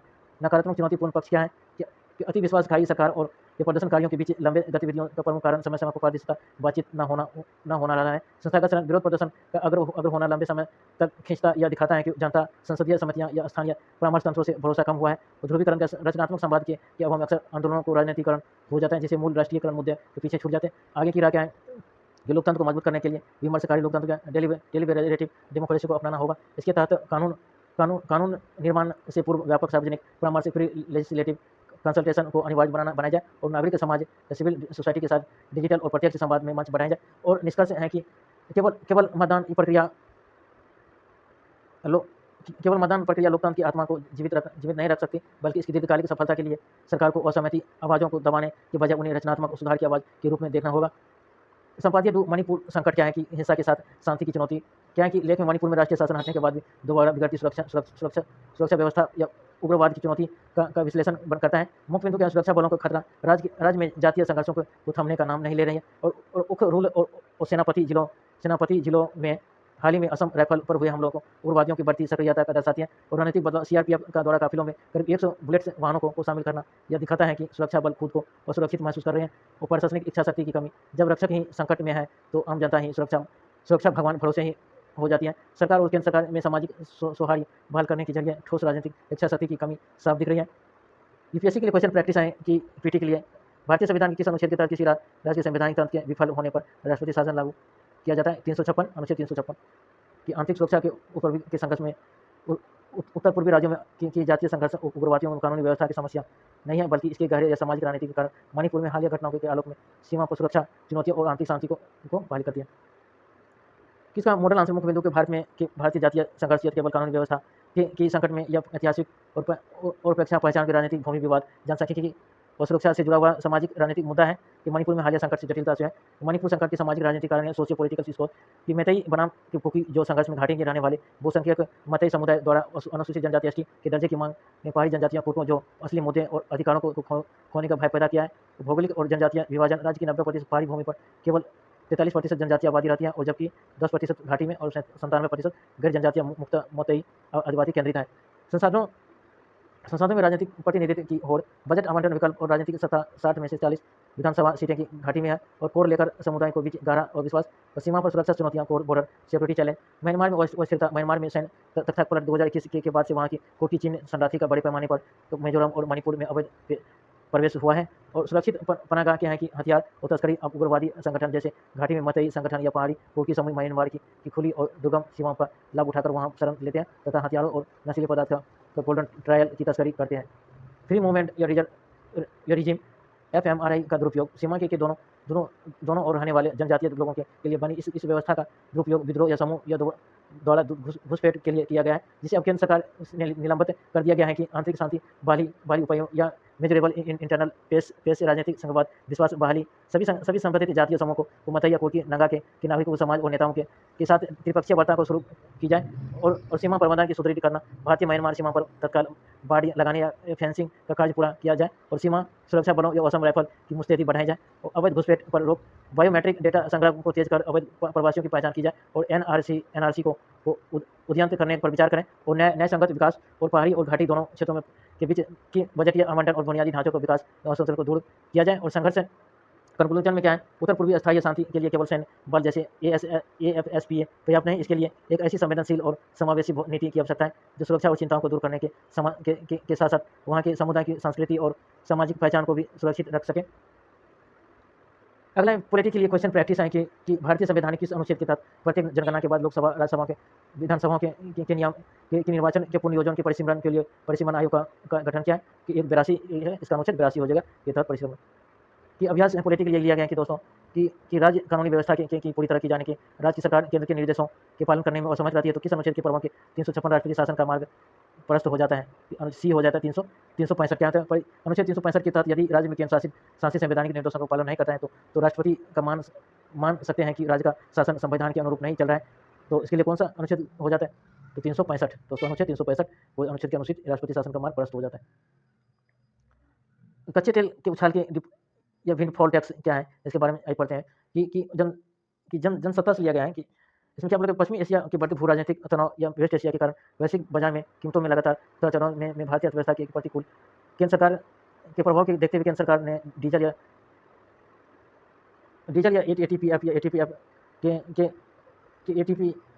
के एविएशन या टर्बाइन के परचूल निर्यात पर टैक्स बढ़ाने तथा घरेलू असर पूर्वाधान कच्चे तेल का विंडफॉल टैक्स अतिरिक्त उत्पादन की दरों की समीक्षा का फैसला किया गया है और यूपीएससी के लिए कि भारतीय अर्थव्यवस्था योजना समाधान जुटाने प्रगति विकास के लिए रोजगार की चौकड़ी जोड़ सकते हैं। मुख्य बिंदु के विंडफॉल टैक्स क्या है कि यदि किसी उद्योग या कंपनी का बिना किसी अतिरिक्त प्रयास निवेश के वैश्विक परिस्थितियों जैसे युद्ध या आपूर्ति संकट के कारण तो होने वाले अप्रत्याशित या अचानक लाभ या वैश्विक परिस्थितियों अचानक लाभ या लगाने जाने वाला कर है कि राजकोषीय प्रभाव के भारतीय अपनी कच्चे तेल या जरूरत 50% आयात करती है। पश्चिमी एशियाई संकट से चालू खाता देश में मुद्रास्फीति बढ़ने की जोखिम उत्पन्न होती है। प्रैक्टिस क्वेश्चन देते हैं कि अर्थव्यवस्था चर्चा में डिफॉल्ट टैक्स क्या है के संदर्भ में यह एक किसी कंपनी द्वारा उद्योग पर तब लगाया जाता है जब बाहरी आर्थिक परिस्थितियों के कारण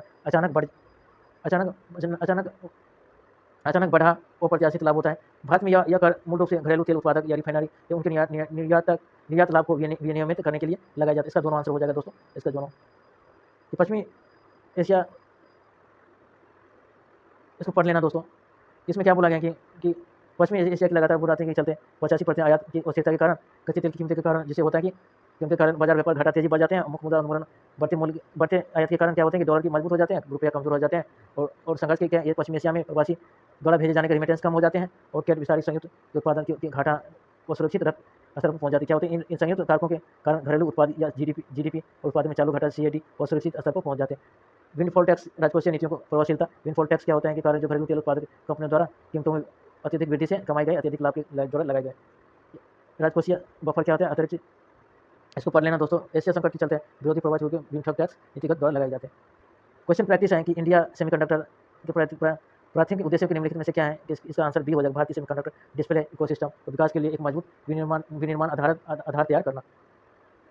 अगला है प्रैक्टिस क्वेश्चन सेमीकंडक्टर के लिए क्या है कि सेमीकंडक्टर अर्धचालक चिप्स का विनिर्माण प्रयुक्त होने वाले लिथोग्राफी तकनीक का उपयोग कार्य क्या है, इसका आंसर बी हो जाएगा कि यह प्रकाश या यूवी विकिरणों को उपयोग करके सिलिकॉन या वेफर पर अत्यंत जटिल सर्किट पैटर्न को उकेरना या प्रिंट करना है। कि प्रकाश का उपयोग करके सिलिकॉन को सर्किट पैटर्न को उकेरना मुख्य यह है दोस्तों। लाइव हिंदुस्तान से लिया गया है ये दोस्तों, इलेक्शन कमीशन निर्वाचन से 324 के तहत निर्वाचन आयोग को चुनावी अध्यक्ष निर्देशन या निरीक्षण की व्यापक शक्तियाँ प्रदान करती हैं। 324 को याद रखना। मुख्य परीक्षा लिए प्रैक्टिस क्वेश्चन दिया गया है, इसको पढ़ लेना दोस्तों। धीरे धीरे स्लाइड कर रहा हूँ मैं, इसको पढ़ लेना।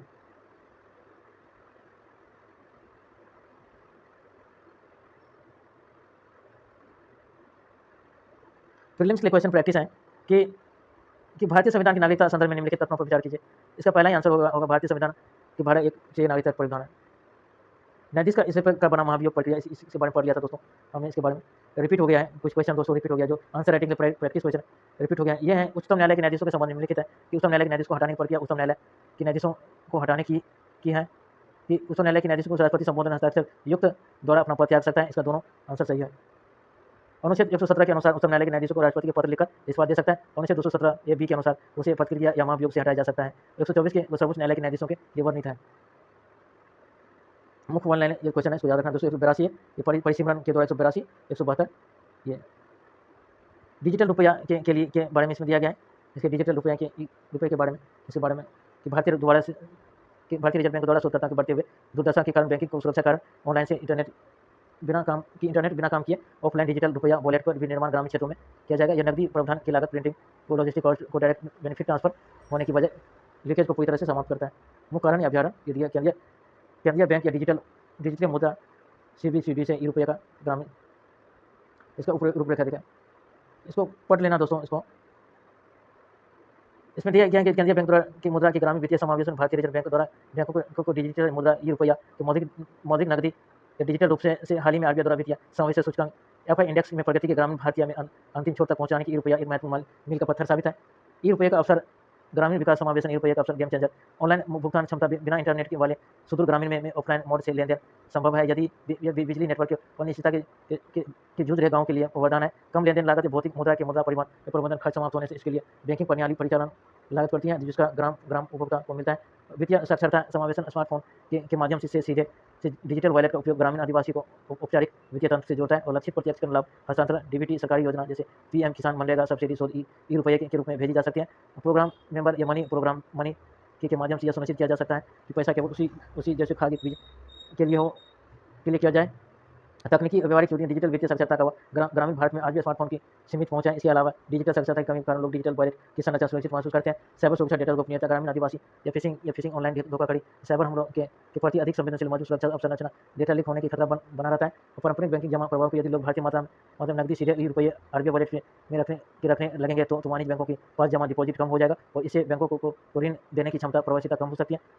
और स्टेबिलिटी, तकनीकी और अवसंरचना, देशवासी असर प्रति सेकंड लाखों लेन देन के बिना किसी तकनीकी या खराबी या सर्वर डाउन की संभालने के लिए आवश्यक उन्नत ब्लॉकचेन की डिस्ट्रीब्यूशन को लेजर टेक्नोलॉजी DLI का ग्रामीण स्तर पर अभी भी पूरी तरह से निरीक्षण होना चाहिए। निष्कर्षण में क्या डिजिटल CBSE ग्रामीण वित्तीय परिदृश्य को बदलने की अपार क्षमता रखती है। हालांकि इसके सफलता पर भी बात निर्भर करेगी कि सरकार डिजिटल सुरक्षा और करे एनक्रिप्ट को कितनी मजबूत से लागू करती है और ग्रामीण क्षेत्रों में व्यापक वित्तीय जागरूकता अभियान चलाकर इस इंटरनेट या स्मार्टफोन को पहुंच बढ़ाकर रुपयों को वास्तविक रूप से ग्रामीण समावेशन को गेम चेंजर बनाया जा सकता है। प्रीलिमिनरी क्वेश्चन प्रैक्टिस है केंद्रीय डिजिटल मुद्रा के संदर्भ में कि RBI द्वारा जारी किया मुद्रा सोवरेन इसकी डिजिटल रूप है कि इसे वाणिज्य बैंकों द्वारा किसी भी संचित देयता के बिना किसी केंद्रीय बैंक के दावे के रूप में विनिमय किया जा सकता है। ये दोनों सही है। किसके अगला देखते हैं अर्थव्यवस्था प्रयुक्त ये गीग वर्कर के द्वारा ये लिया गया है कि इसका आंसर भी है भारतीय वर्कर नियोजित कर्मचारियों के बाहर काम करने वाले स्वतंत्र ठेकेदार फ्रीलांस। प्रीलिम्स के लिए अनुसंधान नेशनल रिसर्च फाउंडेशन ANRFA के संबंध में निम्नलिखित है। इसके निकासी निकाय या गवर्नेंस बॉडी के पद अध्यक्ष भारत के प्रधानमंत्री होते हैं। इसका मुख्य उद्देश्य देश के वैज्ञानिक अनुसंधान, नवाचार, उच्चतम शिक्षा में से रिसर्च कल्चर को मजबूत करना। इसका दोनों आंसर हो जाएगा कि प्रश्न में भारत में रहने वाले प्रोजेक्ट नेत्रा के लिए क्या है। इसका आंसर भी हो जाएगा भारतीय उपग्रहों के अंतरिक्ष मालूम या अन्य खबरों को बचाने के लिए पारंपरिक चेतावनी देती है। इसका थैंक यू दोस्तों, आज इतना ही। Thank you.